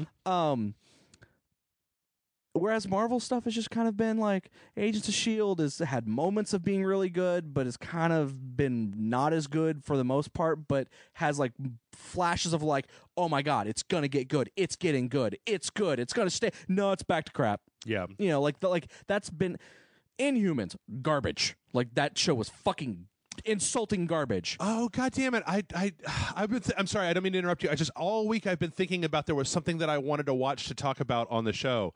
And it was that Krypton show. Oh yeah, that started yesterday, I believe. Yeah, on Sci-Fi. Yeah. I didn't watch it, so yeah. Sorry, but yeah, it's like Runaways. I've actually heard is pretty good on Hulu. Like I haven't watched. And there was a new Cloak and Dagger trailer. Right? Yeah, Cloak and Dagger. I know is coming out on Freeform. Okay. Whatever that channel is that used to be ABC Family. Right. You know, and but like the Netflix stuff, I do feel like is a little over dramatic. Like it's just a little too like that's why I kind of like Luke Cage, because it was a little bit more upbeat than everything else. Like everything, like Daredevil is just like this shit's depressing like all the time. Like there's no light, which I kind of hate that, because I like in the comics that yes, Daredevil is a kind of depressing comic when you actually look at it in the grander scheme, but there are moments of lightheartedness in it that are just not there in the series. However, having said that, I do enjoy the Marvel Netflix or the Netflix Daredevil series. Jessica Jones I actually think is good because it actually owns pretty close to the source material. Yeah, with the, you know, it just cuts out a lot of the fat. Yeah. Well, that and the fact that I actually went back and read that part of Alias, the comic book online, and like it's way more fucked up in the comic books. Oh yeah, no, it is. It totally is. It totally is on the show. But it's. But I like it. Luke Cage is great. Iron Fist is a complete misstep. Right. I haven't seen Punisher. I can't really comment on it. But it's just like not enough punishing. I just my big thing here is that what the fuck kind of world do we live in where Marvel's movie team is just firing all cylinders, but their TV show team is kind of dropping the ball left and right? Sure. Flip the script to DC and it's the exact opposite. Yeah. What the fuck is that all about? I can see it. So anyway, I don't know. It's also very possible that I'm holding Jessica Jones season 2 to a higher standard because the first one was my favorite of all of the Netflix. I liked it more than Daredevil. Okay. I liked it more than the rest of them. And I feel like not having a very strong antagonist hurt that show because it ended up then just meandering around, right? Is if everything is shades of gray, then you kind of get like you have to be really careful with that whole shades of gray thing, right? Is if you're not careful, if everybody's morally ambiguous, and sometimes the good guys do bad stuff and sometimes the bad guys do good things, and I can kind of understand blah blah blah blah blah, then like let's go back just really briefly to the Karate Kid trailer where it kind of looks like you could make a case that Daniel LaRusso is now the bad guy and Johnny's the good guy in this new series, because they make a point in that trailer of showing Daniel acting like a kind of an asshole to Johnny. And so it instantly makes you, the audience, just go like, hey man, like fucking lighten up on, like we saw his fucked up life, him laying on the floor in the beginning. And then it's like, like he's down on his luck. He's trying to take his life back and, whatever. Whereas if everybody's a morally ambiguous character, then I feel like you kind of get to a point where you're just like, who am I rooting for again? Like there's no clear, I mean, I don't know. Everybody's kind of a shit. Everybody's kind of shit a little bit. So like at least in Daredevil, as much as the problems I might have with Daredevil season 2, what you were talking about how Daredevil is always put upon in the Netflix series makes me want to root for Daredevil, because I'm just like, can't this fucking guy get a break? Like, everything's always going bad for him. Like, come on, guys, lighten up on poor Daredevil here. He's just trying to... Oh, no, trust me. I'm looking forward to season 3. Yeah. Anyway, sorry. Next question this week comes in from Julio. Julio says, hey, Jeff and John, thanks for your past recommendation on mecha anime. I don't know if that might have been you, right? Maybe. I am now a casual fan of the genre. Yay! After watching Gundam Unicorn, my friend told me there was a Japanese-only Gundam Unicorn game by From Software, and I got it along with Armored Core 4 Answer. It got me wondering, why aren't there more mecha-based video games aside from a complete indie and Japanese-only titles? There hasn't been that many mecha games. Titanfall 2 was the last big one, and I'm still hoping to see Armored Core 6 someday. So, guys, why don't you think there are more mecha games? I thought Guns, Metal, and Explosions was the video game industry's bread and butter. Thanks for answering my question, Julio. And this is P.S. Jeff, I know you hate people telling you what to watch, but I really recommend you watch Gundam Thunderbolt. It's a good mecha action movie with a twist on the good versus evil plotline. I feel like all the Gundam has... again, going back to the previous question, like Gundam always goes out of its way to show you that some of the Xeon characters are likable, and that some of the USN or whatever they are characters are garbage. That like there's good and bad people on both sides, and you know. Anyway, so I'm glad that you watched Gundam Unicorn. I like Gundam Unicorn. John, I already kind of know my answer. What would you say to this person about why aren't there more mecha games out there? Well, I mean, I don't know why, but I mean, I know we got a new BattleTech game coming out soon, or MechWarrior or something. MechWarrior 5 Mercenaries. But I think there's also a BattleTech game coming out soon.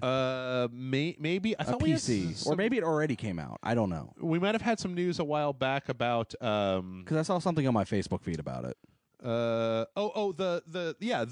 one from the guys who made Shadowrun. I actually kickstarted this. Oh, okay. To get the beta. We were going to play it one day, and then we didn't have it, and then I got it in case we ever wanted to play it. Oh, okay. Like, whatever. Yeah.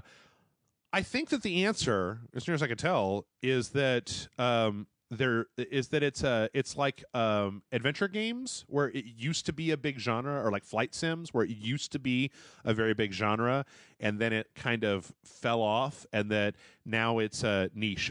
Tactical based RPGs. Yeah. There's a lot of game genres, because like if you go back to the 90s, MechWarrior 2 oh man, it was so good, huge, and it was really good. And then that was go to like Dave and Buster's and also get those BattleTech pods or whatever MechWarrior BattleTech things where you could actually get in like the giant cockpit and you know. So you had MechWarrior 2, you had MechWarrior 2 Mercenaries, and then the like White Wolf or whatever that was.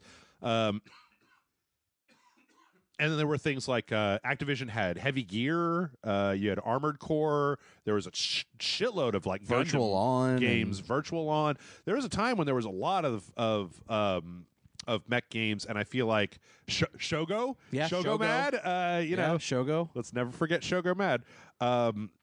Is that there were a lot of those games. In fact, there was a Gundam game for the PS3 that was supposed to be kind of garbage that was like a launch game for the PS3.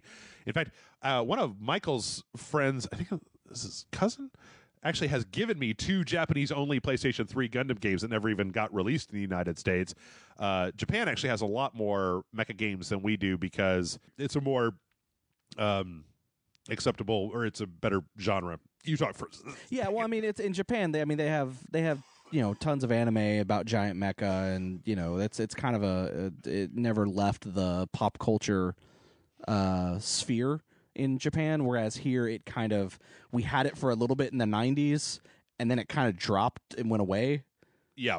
You know, so it's just, I mean, because I mean, when you think about it, I mean, like, even if you're like, oh, well, there's not a, if you look in their pop culture for Japan, like, even if you were to say, like, oh, you know, like, there's no mecha TV shows or movies coming out in Japan right now, or no big mecha anime, there's still Sentai, which has mecha in it. There's still, you know, like, there's a lot of stuff that, you know, Godzilla has, like, Mecha Godzilla and stuff like that in it. Like, it's still very there. Whereas here, we kind of never really, like, we kind of started to get it, and then, like, it just kind of, you know, we got the movie RoboJocks, and then nothing else. Yeah, Robot Jocks began and ended America's love affair with giant mecha. I wouldn't say that, but I feel like it's just maybe the answer is that it's a cultural thing. Is that it was always more, when you think about what American mecha was like, it was like MechWarrior. It wasn't as much like Gundam, whereas in Japan they have that giant Gundam like statue that they light up at night. That's like a life size fucking RX-78 Gundam. I think it's an RX-78. I think they may have taken it down and replaced it with another one. Did they? I don't know. But yeah, I feel like, and then also it's worth remembering that there are indie things. Like, well, there was a game that we played on the Super Awesome Video Game Show like 2 years ago that was like a mecha flying kind of like combat. Oh yeah, game. I don't even remember what it was called. I don't remember what it's called either, but but I'm pretty sure that you can find some of that stuff is still around on Steam. Yeah, I think it's out there. It's just Hawken. Remember another one? Yeah, that's for a while. Hawken was, and I feel like a lot of the excitement about Hawken was just based on the fact that it was a big fucking giant robot game. Yeah. I think that it's mostly just timidity on the part of. I mean, fuck, man. Like, look at the video game industry right now. They're gun shy about all kinds of genres, all sorts of genres, where they do that Hollywood thing where they make a mediocre game and then it doesn't sell well, and then they're just like, guess people don't like that genre. Horror in the mainstream AAA game space is woefully underrepresented. I mean, last year, Evil Within 2, Resident Evil 7, that was it. Both of which were extremely well received and were very good games. When you look at Steam, just like look at the fucking number of horror games around Five Nights and but like fucking Konami is just going to let Silent Hill just die in a corner. Like, yeah. Meanwhile, it's up to indies to do anything with horror. So I feel like you're not alone in mecha. And yeah, I think that From Software does have a pretty good track record with that stuff. I think there are a shitload of Gundam games, but you're probably going to have to go back to the PS2 to be looking for some of those. Yeah. Federation versus Xeon, that was like my favorite Gundam game because it had so intricate controls. I'm just trying to think if there was any other. Can you think of any other games that have come out recently? I mean, it was Into the Breach, but that's an indie game, so. Yeah. Let's see. I've been playing obsessively. Oh yeah, are you liking that? Yeah, it's no, it's so good. Have you switched to a new team yet? Are you still working with the base team? No, I'm still working with the base team. I did have to turn the difficulty down. Oh, did you try it on? Yeah, I tried it on normal. It's fucking impossible on normal. Pretty difficult. But on easy, it's like I beat it without even trying. Like it's like easy's. I feel like maybe a little too easy, but normal's like way too hard. Yeah. But I don't know. But yeah. But it's really good, regardless. Strike Suit Zero. Yes. Was a good one too that came out. Yes. That was kind of flying mecha game. It kind of upsets me because Strike Suit Zero had a VR update for the Oculus Development Kit 1 that they never brought to the DK2 or forward. So, but yeah, I'd say that it's probably mostly a cultural thing. I don't know. Maybe with Ready Player One's going to have some big robots in it. According to the trailer, we've at least it's got Iron Giant, RX-78 Gundam, and having read the book, I mean, I kind of know where all that fits. But which it's actually worth noting that in the book, in the Ready Player One book, that I think what the Iron Giant and that Gundam are were all those mecha in the book were very obscure, like Manganzer or whatever, or like. Yeah. Well, if I remember correctly, they actually said that the reason Iron Giant is in the movie is to replace Ultraman. Oh, okay. Because apparently Ultraman was in the book. Yes. Yeah. And because the Ultraman rights are so fucking all over the place that there's no way in hell they're going to be able to use that character. So they basically went, well, what's a big character we can use for that? And it was Iron Giant. Yeah, Matt's been very upset that they couldn't get the rights to these because the robots that they had in the book were just like these very obscure anime Japanese mecha robots. So RJ writes in and says, hello, Rage Masters, Chef and John. Hope you're doing well this week. So I've been getting back into comics, and I was hoping that with your combined collective knowledge, you could give me recommendations on space opera-type comics. I really like that kind of genre, and even if it's not strictly space opera, I just generally enjoy a good sci-fi comic on a grand cosmic scale. Thank you so much for your thoughts and everything you do, RJ. I feel like I brought this one just for you, John, as you be able to tell people... So, space opera. I'm trying to think, what are some good space opera stuff? I mean, Green Lantern, if you weren't going for superhero space opera, Green Lantern's always a good place to go for that. Okay. Especially the Green Lantern core book, because that's doing a lot of space-type stuff. But actual, like, battles and things like that. There's a comic. Well, there's a company that got bought by Marvel, or got bought by Disney, and then Disney bought Marvel, and then so Marvel absorbed it. A company called CrossGen. Okay. And the reason I bring this up is because there are original books that they did called for Sigil, specifically Sigil, or Sigil. Sigil? S-I-G. Okay. Whatever. That was like their flagship book. Really good space opera for that one. Marvel tried to relaunch it without the outer space aspect to it. Okay. It didn't work. So if you're looking at the Marvel, like, you might have to like go to like some half price books or used shops to find these trades. But if you can find them pretty freaking cheap as well. Okay. But they're pretty good. Like, I actually really like those. I know some people trying to think of some other Descender is a good one. That's another good one. It's kind of a iRobot, or like outer space craziness. Okay. It's really, really good. Space Riders is always fun, but I don't think that's more of an opera. That's more of just like an action, like Jack Kirby crazy action outer space story. I've always heard Saga. Saga's pretty good. I was just looking online, typed it into Google. This list has the Valerian comic on it. So the Valerian comics are okay. Okay. But you've got to remember when they were written and drawn. And it's nothing like the movie. Okay. So if you are a fan of the Valerian movie, when you go to this, it's not the same thing. Okay. And it's a little chauvinistic. Okay. I guess. But yeah, those are like, you can get those on Comixology and things like that. So okay. I don't really know that much. I mean, if you want to talk about space opera books, I can rattle your ear off all day, every day. But yeah, I know Marvel's Annihilation event was pretty good. If you can find those books, those are pretty good. It says the top one the next to the top one on this list is called Starlight from Image in 2014. I've never read that one, so I don't know. Okay, who is? It's Mark Millar. So no, it's Mark Millar. So that maybe it's probably already optioned for a movie, right? But the thing is, I'm so like about Mark Millar. Like, I like some of his books, but then some of them I'm just like, I recognize why people do not like them, but at all. But yeah, Space Riders is fucking magic though. Yeah. Like, Jeff keeps like on this page, he keeps scrolling past Space Riders. It's fucking magic. The writer for it's Black Mass Studios is the comic company. The writer is Fabian Rangel Jr.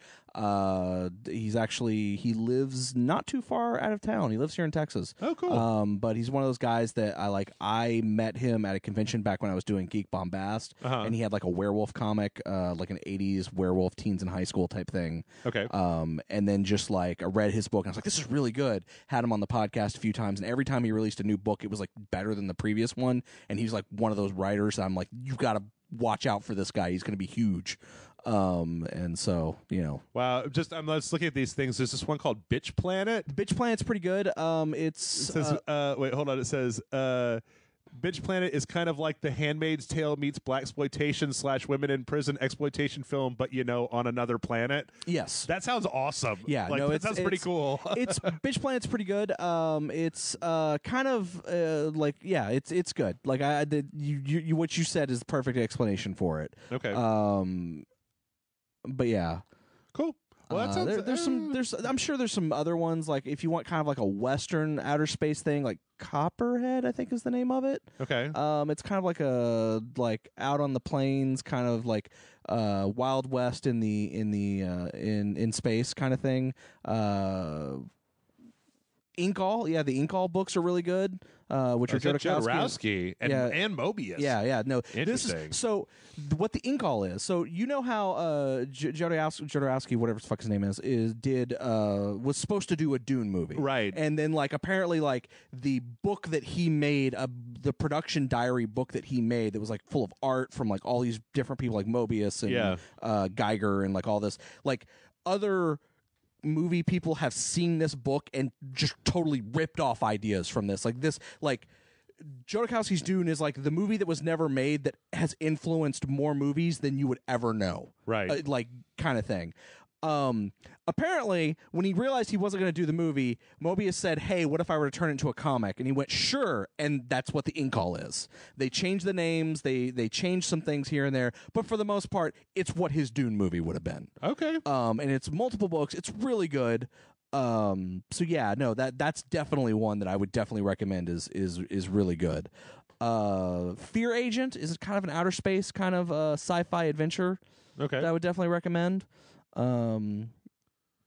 Okay. Yeah, I'm just kind of like running through my head, and also Jeff is like browsing random things with books, and so I'm kind of like, if I see him, I'm like, oh, I need to remember to mention that too. So yeah, kind of thing. Hey, did you watch Thor yet? Did you watch it? No, I've not. Son of a bitch! I have not. Damn it, John! Fuck! And I'm not trying to not watch it. I want to stress that I just haven't gotten around to watching. Son of a bitch! All right, let's keep rolling here. We still got some time here. Let's see. This is kind of a personal question. I'm going to be a little bit vague about it. So Noah writes in, and actually, you know what? Noah has a non-personal question. We'll do both of them, and I'll just briefly gloss over because this is a personal thing. So Noah says, "Hello, Jeff and John. I've been listening to the show since it was the unnamed video game podcast back on Spill, which I should add I was not on. I think I was only on once it had a name. So I had a question. Since you and your co-hosts are full of useful life lessons, without going into detail, since I respect your personal/professional life boundaries, how did you meet your lady friend? Did she save you from a crazy drunk at a bar? Did you both grab the same Superman comic at a local shop? Or did friends set you up because they were tired of cranky old man Jeff? Just curious. I met my wife at school and feel fortunate that I didn't have to play the dating game out in the real world, but wanted to hear from Austin's former most eligible bachelor. Ha, ha, ha, ha, ha. Thanks for all the years of entertainment and laughs, and that's from Noah. I will. It's a very simple story. I think 2 years ago, there's a little bit to this, so I'll inject as much as possible to give people a sense. So all the way back in the old days, people may have remembered, and there'd be some people who probably even remember, that we all used to go to a bar called the Poorhouse. The Poorhouse was owned by the same people that own the Hideout, which I don't really talk about, but is my bar that's around the corner from my house. Cheap, good service, decent selection, some food. John likes their burgers. Yeah, I like their burgers a lot. As a matter of fact, I don't drink alcohol, and I had my birthday at the Poorhouse because I fucking love their burgers. Yeah, and very importantly, back in the old-fashioned Spill days, it was pretty centrally located, so that everybody could go, and there was parking, right? Which was a big decent thing parking, decent area. Like even if the place was packed, you could almost they had a huge always patio. Find the table to sit at. Tiny house, huge patio. Yeah. Basically my go-to place when I wasn't the Hideout, because I could get people from all over Austin to come to this location because it was never far from anybody. Agreed. So at a certain point, they closed down the Poorhouse. Unfortunately, yeah. This was always in the works because the area that they were in was going to be torn down and built up into a huge condo / building, or like a shopping center in the bottom, and then like condos above it. So they did that, and it took years. And it's strange because I actually think, John, I don't know, you can chime in on this, but there's been a bit of a, people probably already know this, but there's been a bit of a diaspora with the old Spill crew, right? As we've all, we'd stay in touch, but like it used to be, we would all hang out on Friday nights, right? And that I feel like some of that, not all of it, but some of that is due to the fact that there isn't a place like the Poorhouse where everybody could just kind of roll up into this one central location. Yeah, and a place that can support the number of us that there are. Right, and that has plenty of parking, and that has cheap beer, and blah, blah, blah. Yeah. It was the best of all worlds. So a few years back, they finally rebuilt this shopping center, and the deal that the Poorhouse had was that they were basically going to... they had dibs on one of the bottom shopping spaces to create a new bar called the Poorhouse. In fact, the only thing left, I don't know if you've been over there. I have not. Probably not. But the only thing left is, you remember that big tree that was in the back? Yeah. Like when they tore down everything but that tree, and the tree is still there. So they built the Poorhouse back up, and I was like, oh, hey. I was driving down. I was like, oh, hey, they opened up the Poorhouse. So I think it was at an RTX 2 years ago. Some people were in town, and I was like, oh, well, let's do a meetup. oh, the poorhouse is open. Let's go check out the new poorhouse. So we did that, and I went, and it was a moderate turnout. The new poorhouse sucks, so nobody goes to it anymore.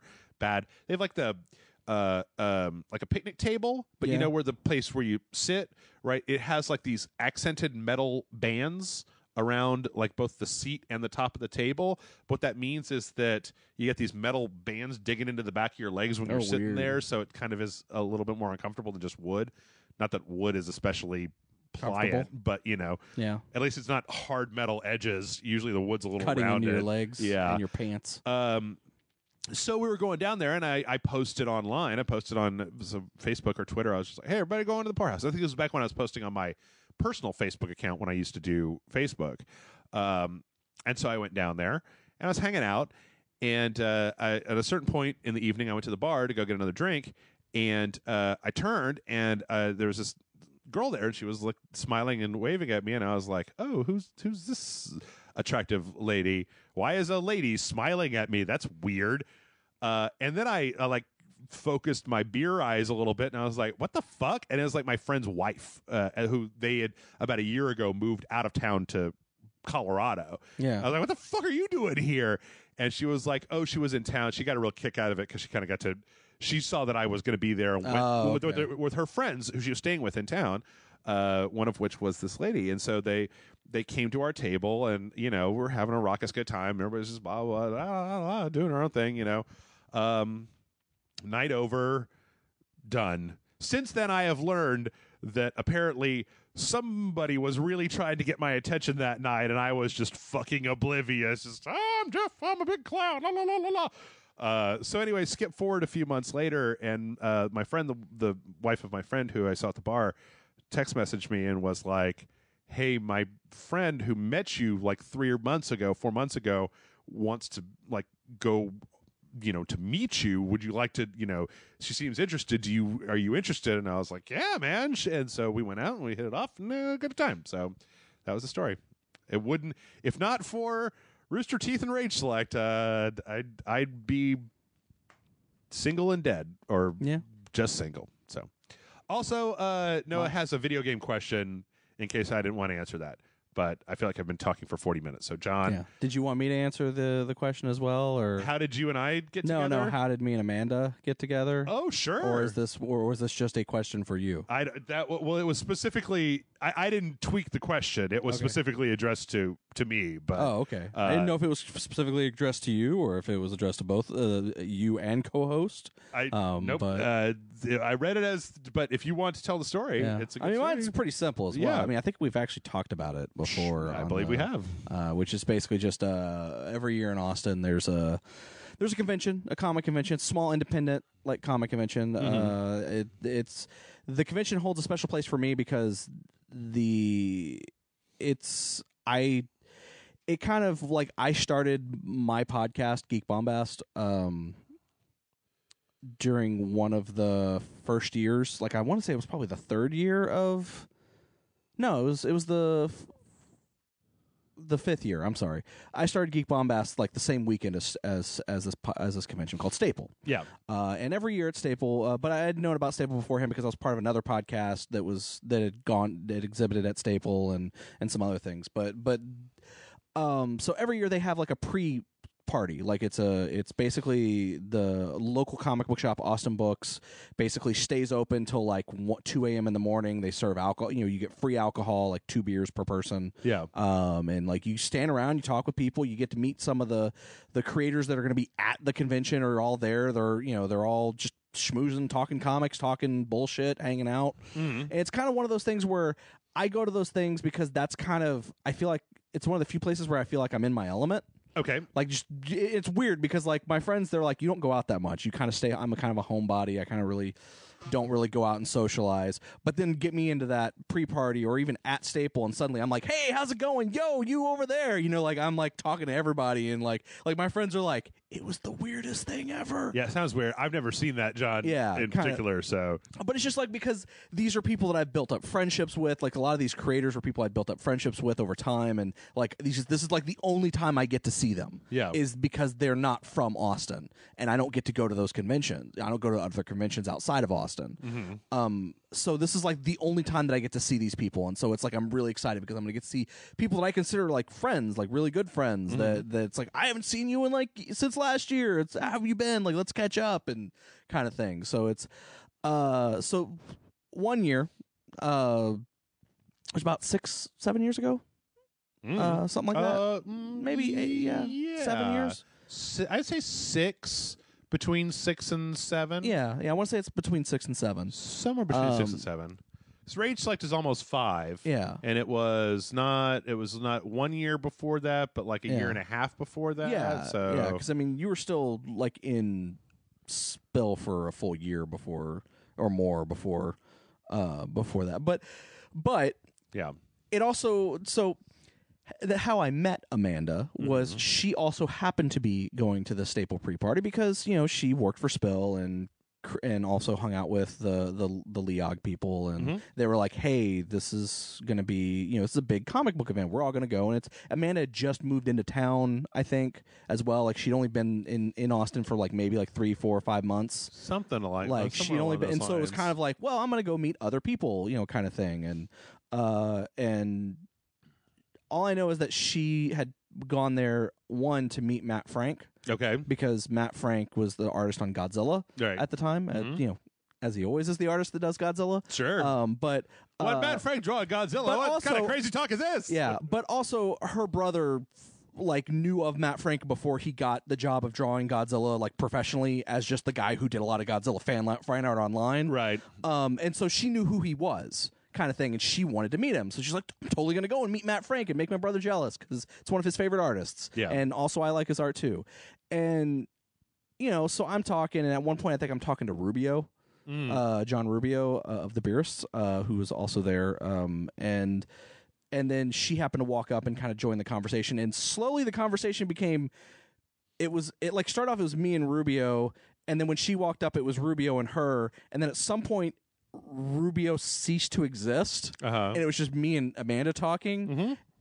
And then at some point they closed up the comic shop and went, why are you two still here? Oh, wow. And we were like, oh shit, yeah, we'll get out of here, because we were just kind of standing around outside out in front of the store, and they're closing up the shop, and they're like, yeah, you guys need to go, it's like 2 a.m. in the morning. Wow. But but me being the idiot that I am, I didn't think to ask for a number or anything like that. And yeah, like you do. Yeah, and went home and was like, wow, I really hope I run into her again because I really liked her. Yeah. Kind of thing. And then she found me on Facebook. She's like, I know people who know John on Facebook, and I'll find him through that. And found me and friended me. And then shortly after that, I think my birthday happened, and I was like, oh, I'm gonna go to Jim's. Who wants to hang out on my birthday? It's like midnight, and I want to get out of the house. And she was like, I'll totally come hang out. And we that was technically our first date. It wasn't really a date, but it was technically our first date. And then shortly after that, it was like, I think there was Spill.con was happening, and she was like, you should totally come. And I was like, oh, shucks, I can't. I'm going to this convention in Dallas that same weekend. Yeah. And then my car broke down permanently, like the week before we were supposed to go. So I was like, well, I got nothing to do, and I don't got anywhere to go. Hey, Amanda, is that offer to come to Spill.con still available? Because I totally would like to spend time with you. It was earlier. It was 7 years, because that was the SpillCon where I accidentally shaved my beard off when the loading bar first started. Yeah. That was pre happy hour, because it was then, because I remember that being really. Oh yeah, no, that was well before you guys started doing the happy hours. Right, because I remember being very aimless at that SpillCon because I wasn't really very much of a known person, and also I didn't have my beard, so people didn't recognize me. And I was still doing animation. And then it was the next year where we had the first panel, and then I think it was the year after that was when it was RTX. So it was like I went to that and kind of hung around, because I think y'all were still even talking about like doing reviews, and like y'all had a panel where y'all showed off some like very rough animation of how y'all were going to do like all of it was like, we really shouldn't be showing you this because some of it may not even see the light of day, but we're going to show it to you because we got nothing else. Yep. No, that was the year where Corey brought that guy that guy, that kid that came that was like voice acting for a Silent Hill game. Yeah. And that was when back in the olden days when it was still Corey wants to fuck Nick was like the constant joke that happened all the time. Yeah, yeah. So there was a good 20 minutes of our panel that was about Corey wanting to fuck Nick, and there was about 20 minutes of our panel that was this kid who did voice acting in Silent Hill. So. Yeah, no, totally. And so, I mean, and then, we started dating after that. So that was cool. That was nice little... So there you go. Now you know all the stories. What was his other part of his question? Oh, I skipped over it. We've spent too long on that one question. Sorry, anyway. Jeff. No. We got more people with more questions. Chels writes in to say, hello, Jeff and John. Question for the podcast. I just found out that, and this is about that Amazon, the Far Cry, just found out that released on Amazon is a movie tie-in to Far Cry 5, which I heard is a mess.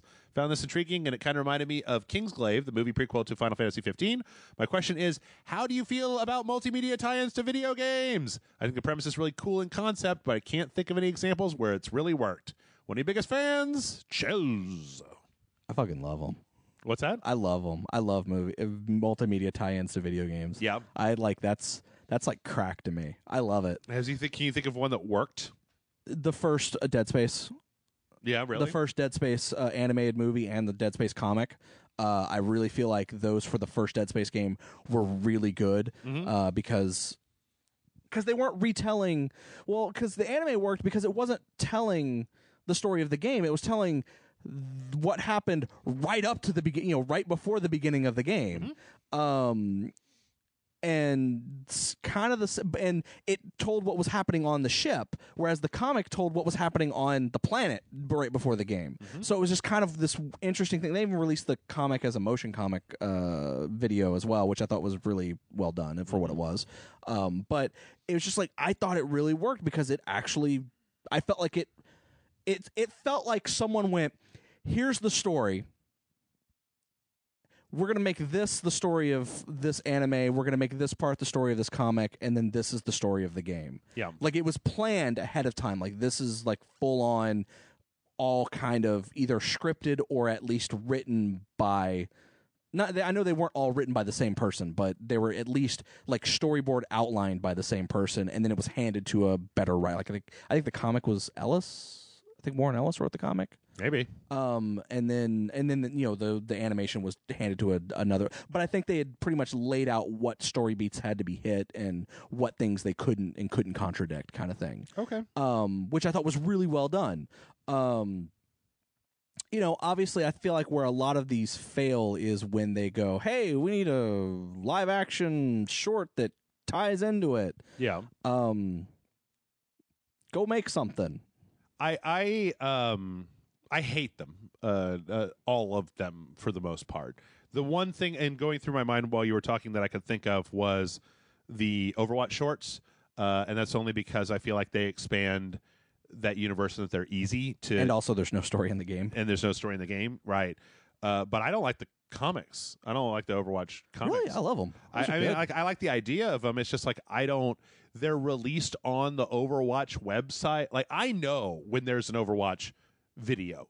Like, I get that. But, like, I just don't keep up with the comics. And so... Collected hardcover. I don't want to own that. I did. Yeah. And I bought it. I don't want that. And for the most part, I look at a lot of this stuff and I say, like, I actually think that it's a travesty that when I open up Overwatch that there isn't a tab on that main menu that says play shorts or read comics. That if I could open the Overwatch application game and read the comics on my TV in the game, that would be acceptable to me. I just don't like it when things get broken out of the game. And specifically, I don't like it because I feel like in Dead Space and in Assassin's Creed and in a lot of these other franchises, people who are huge fans of all of the expanded stuff, suddenly it's like, I don't even know, I don't have all the information about what's going on in this game because I haven't consumed this other stuff. It was very frustrating to me, to go back to the Spill days, talking with Peter when Assassin's Creed came out, because he read all the comics and looked at all these expanded materials that were happening. And I'm just like, okay, but I don't know any of that. And like, I think that you should be able to play the game and have a sense of what's going on. And I feel that even the act of withholding supplementary information from the game is a bit of a disservice to the story of the game, because it means that there's an aspect of this that you're not getting. And I don't know why you can't just put that in the game, whether it's a codex, whether it's a log entry, whether it's a video that you watch. With Dead Space, all that stuff was in the game. Yeah. Like, it's not like... it was talked about. A lot of it was talked about, but I played a lot of that stuff. Like, a lot of the expanded stuff from Dead Space, the Wii game. Well, yeah, the Wii game is also a retelling of the comic. That was the prequel, the motion comic thing or whatever that you got as a pre-order for Dead Space 2. A lot of that stuff just straight up, like, it was alluded to, but it really wasn't discussed in the detail that it was in the game. I think that the game should be able to stand on its own 2 feet, and I don't like the amount of supplementary. I've been complaining for years that it's exactly the problem that Destiny and Halo have, is taking so much of their story and putting it in the background instead of bringing it up into the foreground. Well, I mean, I also think that you're talking about, like, oh, they're purposely withholding it from the game. I don't think they're withholding anything from the game.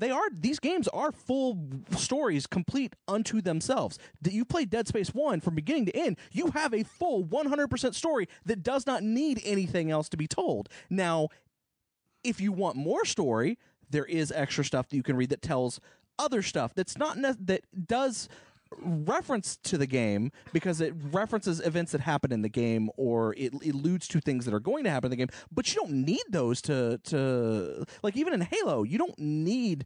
Well, let me rephrase that.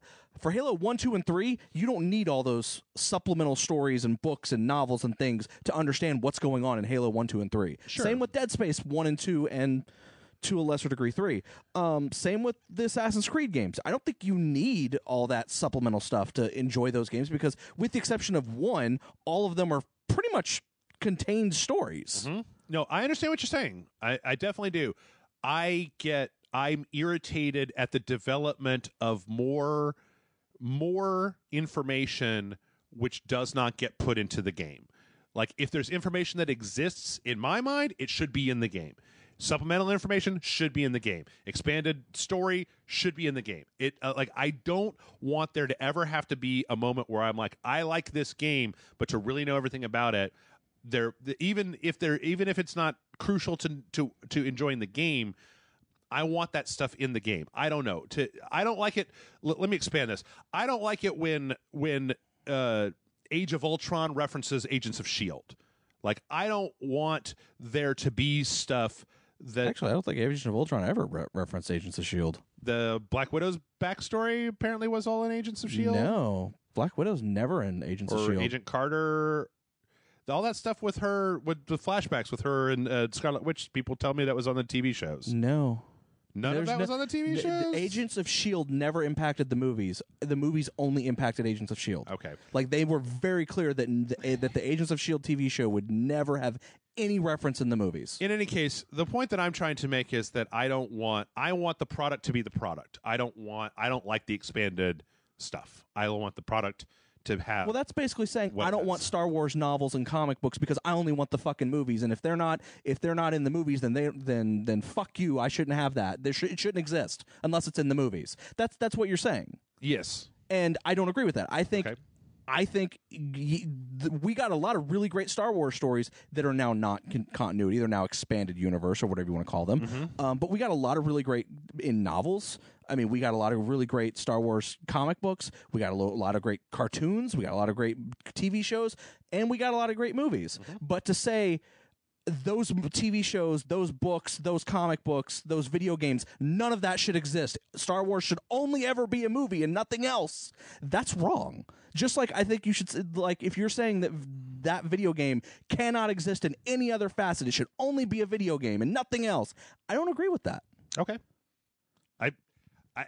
I can't, like, you like this stuff intensely. Yeah. I hate it intensely. Yeah. I don't ever want to have to, even for any amount of context, have to go outside of the media because I don't like spreading that stuff out. Now, I don't feel like you have to, though.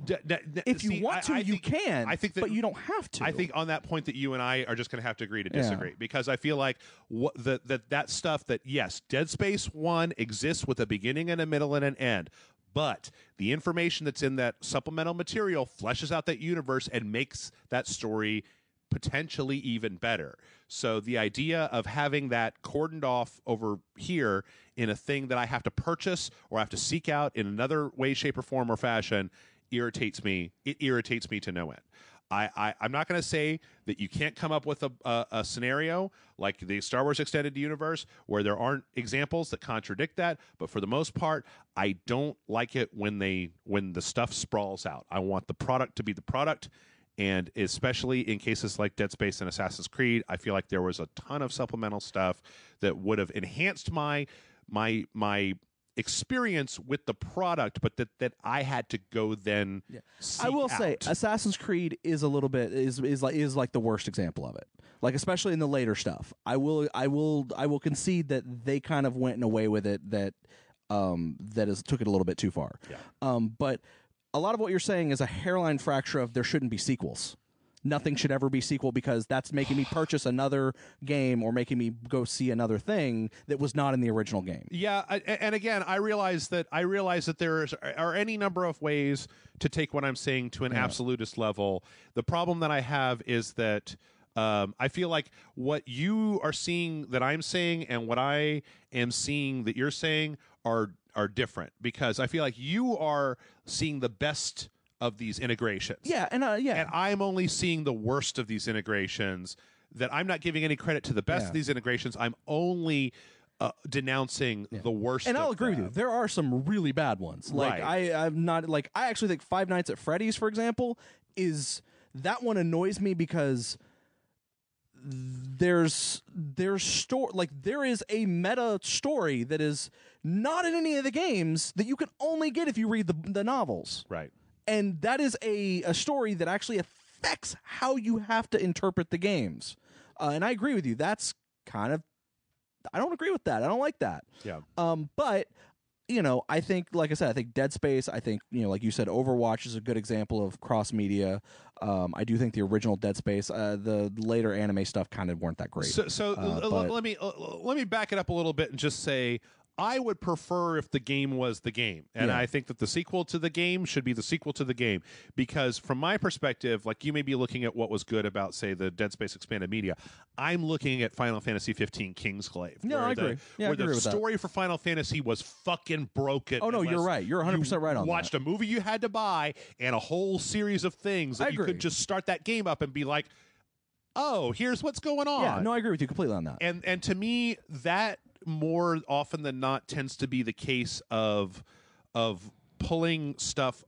I don't want the game diminished by the cynical decision to create a multimedia experience with a comic and an anime and a feature-length movie and a video game tie-in. Like I don't want the product diminished by pulling stuff out to make it more. And I realize that in the case of Dead Space, that's not what they did, but to a lesser extent, like Dead Space 1 and Dead Space 2 were great. Yeah, no, they were. A lot of the other stuff in that Dead Space stuff was not very good. Like the I don't know, the Wii Move game was okay.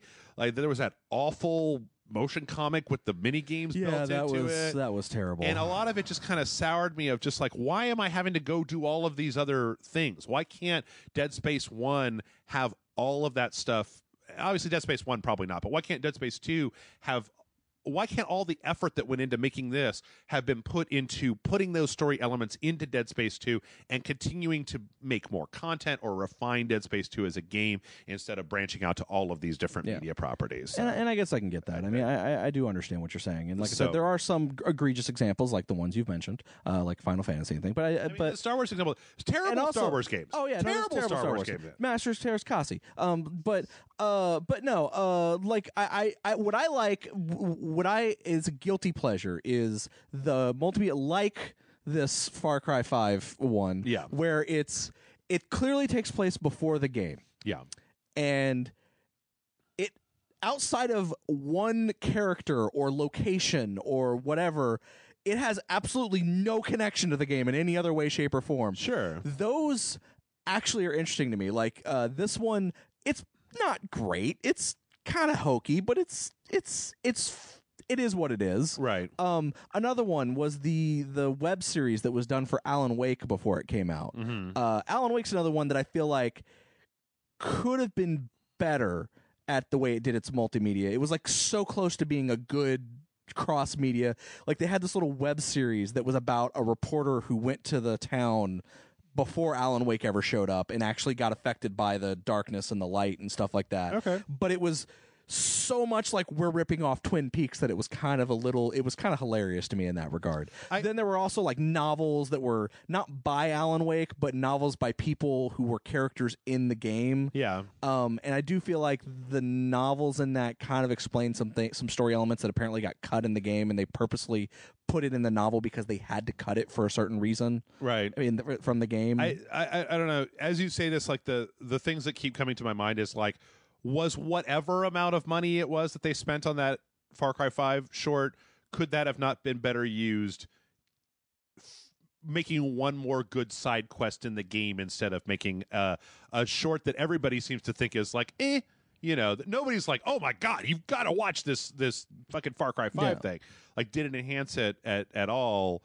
Or is it just and I understand the value of it as an interesting kind of side thing. It's like every time that they have a live action trailer, like this Dishonored 2 live action trailer where they spend all this fucking money on it, and I'm like, why are you spending all this money on this? Put that money into the game. Put the money into the thing. Like that Destiny 2 live action trailer that they just played over and over and over again, and then Destiny 2 is kind of like, I mean, you know, whatever. Like maybe instead of building all of those fucking sets and robots and CGI, and there's a guy and he's got the armor on and you know, like fucking fire Nathan Fillion and make Destiny 2 a good game. I don't know. I don't know. Like I said, I enjoy it on multiple. Like, I'm not even just with video games. I like it when comic books do it. I like it when like just right now, for example, like today, the Power Rangers comic book from Boom Studios. They're about to do this big crossover event between all their Power Ranger books, which is only 2, called Shattered Grid, which is going to contain characters from all the different Mighty Morphin Power Ranger series. Is going to be this kind of thing, and it's dealing with the main villain is this evil version of the Green Ranger, Tommy Oliver, from an alternate dimension. Sure. They actually got the actor who played Tommy Oliver in the original TV series, made the costume, made sets and stuff, and actually did a live action intro of this evil character starting basically his big move to cause the events that are going to happen in the comic, as a teaser, live action teaser trailer. It was actually really cool. Yeah. Like, it actually made me go, I already read these comics and I already know it's going to be good. Oh. But I'm fucking down for this, and that's cool that I got this in live action. Yeah. You know, like, I love it when stuff does stuff like that. I thought of the other one that I wanted to bring up is that the fucking, was it Yoko Taro that did Nier Automata? Yeah. Like, between Nier and Nier Automata, he wrote like, it's like a rock opera that with like these 2 women that was like transcribed into like a book that, like, to really understand what the fuck happened between Nier and Nier Automata, you've got to like listen to this rock opera. And I'm just like, I don't want to listen to your rock opera. I want to play the video game. Like, please don't make me go online and read a summary on a wiki page about what happened in the rock opera or whatever it is. It's something like that, or like a live poetry slam that's all based around 2 characters that have a tangential role between Nier and Nier Automata. And I'm like, fuck you, god damn it. Just let me play the game. Again, it just comes back to things like Destiny. Destiny's the ultimate example. Well, I think Final Fantasy is the ultimate example of Final Fantasy 15 is a very good example, but like Destiny is a good example of people who are just like, oh my god, the lore of this game is incredible, and I'm like, that's great. If it was in the game, I would be happy to engage with it, but I'm not going to open an app and I'm not going to go to a fucking website for something that should have been inside of your game. I agree with that, and I feel like at the best moments of that cross media stuff, it's not doing that. It's not withholding information from the game. I agree. It's either extrapolating on events that were mentioned in the game and fleshing them out a little bit more. Yeah. But in a way that doesn't contradict or lessen the game. When it does stuff like that, I think it's good. Unfortunately, because it's a lot of executives, and they think they know what's right. You're right. There will be moments where like, well, we want to do this movie, and the events of this movie, we don't want people who play the game to be spoiled for the movie, so let's just remove that from the game and put it in this movie or web series or comic or whatever, and then if they read the comic, then they'll know what happened, and we'll just say it's something that happened and allude to it in the game, and then you'll be like, but if you really want to know what happened, go buy this thing, like, at its worst, that's what it is, and unfortunately that happens more often than not with this stuff. Yeah. but I do think that when it's done well, and unfortunately there's not a whole lot of instances of it doing well, I think it's really good and can really help with the franchise or whatnot. I feel like Assassin's Creed started out doing it right, and then at some point when they went yearly, nah, fuck that. Let's abuse the shit out of this. And well, also just, I mean, even if you're not dealing with tie-ins, the meta story for Assassin's Creed became like, why are you even doing this? Like, it's not compelling or interesting. It's just some hokey horse shit. Like, what? But I also appreciate those little one-offs, like the Far Cry 5 thing, like that Alan Wake short web series. Sure, I love the Overwatch ones. Like the characters in Overwatch, even those have that way more personality because of those shorts. Well, I like the ones that they seem like a good idea, and the story they're telling is interesting, but it's not quite executed to the level that that it should be. Yeah, it's just a little bit off. I, for some reason, just revel in that shit. Okay. Like, I guess that's part of why I really like the Halo live action stuff, like the Forward Unto Dawn, and the Downfall, Halo Downfall, and even like the anime stuff, with the Halo. I like all that stuff because it's just I like that stuff. I especially like it when it's not executed perfectly, but it's not doing anything that's hurting the storyline of the game that it's referencing. Okay. Well, let's squeeze one more question in here. Andrew says, Jeff and John, with Ready Player One coming out next week, I was wondering if there's a movie / comic / game / etc. where you're more interested in the behind the scenes than the actual product.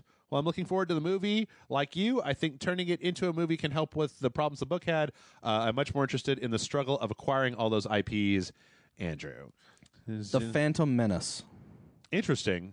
I do not like that movie. Yeah. But if you buy the original DVD release of that, of the Phantom Menace, which I'm pretty sure these documentaries are also in like the Blu-ray releases and stuff like that, that is one of the most fascinating fucking things I've ever seen in my entire life. Just, I talk about ad nauseum because it makes me laugh how that when everyone's like, oh, we're making this great movie, and then they screen that for Lucas, the final cut, and like all the people who are a part of it, and they have cameras and they're like showing their reactions to it, and like people are watching it, and suddenly as the movie's going, like George Lucas is just watching the whole thing with a giant smile on his face, and then everyone else though is kind of like slowly like, what did we just do? Oh no! And then when you get, and then the lights come up, and then the movie comes off, and George's like, so what do you think? And then they're like, yeah, it's okay. He's like, I thought it was great. And you're like, yeah, it's totally great. And then like it cuts to a scene of them talking like in the hallway, like, what the fuck did we just do? That movie was fucking terrible. Yeah. Like, it's not good. And then like it cuts a little bit later and they're at like a party and they're all got beers in their hand. They're like, we're gonna make $1 million. This is like the best movie ever. Yeah. And it's just like seeing that them go to alcohol to fool themselves and just like what's going on. It's just super interesting to me. Sounds great.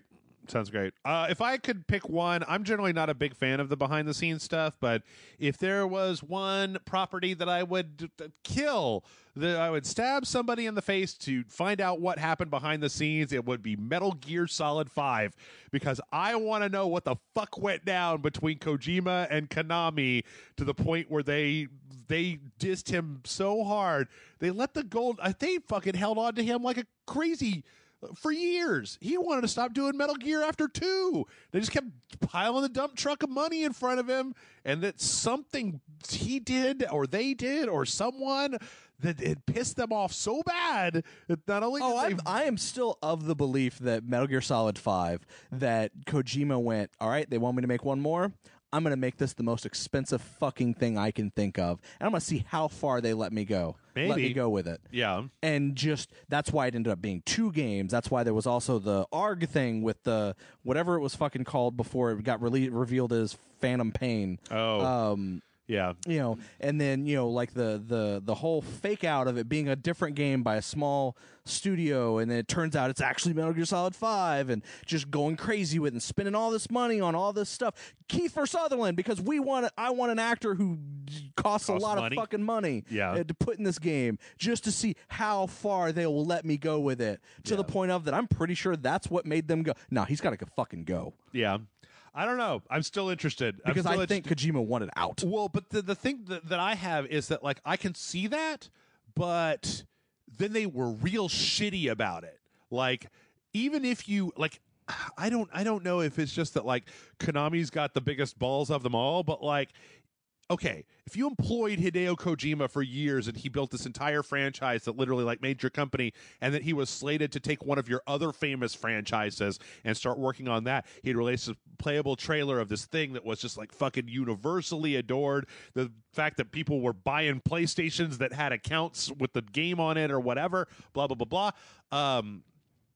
All that makes me feel like if he did put you in that position, that you just say, okay, and then when you get done, you be like, you're fired, but then, like, don't block his visa entry for the video game awards, and don't, like, take his name off the front of the box of the game. And, like, Konami acted real petty too, so I'm not above thinking that Hideo Kojima was a real shitbag to them as a way to try to finally, like, kill his career at Konami to the point where nobody was ever going to back the dump truck of money up again, because it's hard to say no to the dump truck of money. But that, like, I still want to know what happened. I still want to see what happened. I'd also be really interested in more, because I actually did read a what do they call it, after they're done, retrospective postmortem on some of the rumors about BioShock Infinite, and I would be interested in really getting a very deep breakdown of a day by day of the development of BioShock Infinite, because that's a game that would look like it was a completely different game than what came out. The rumor is that they made 2.5 full video games. Yeah, that they would that if somebody had an idea for a mechanic to go into the game, that they would literally develop that mechanic from beta all the way to production before they decided whether or not it was a good idea to keep it in the game, and that they developed whole sequences and whole sections of the game that were just completely scrapped before the game came out. Everybody knows, you know, there's the E3 demo from one year of a whole set of things not in the game, like just never were in the game at all. So I'd be interested to kind of see how all that went down. Yeah. But, and with that, we're going to call it a show, because I think it's been like 2.5 hours. So probably. Let's go ahead and wrap it up. Thanks, everybody, for writing in. mail@rageselect.com is the email address. You can hit us up with your questions. And bye. Later.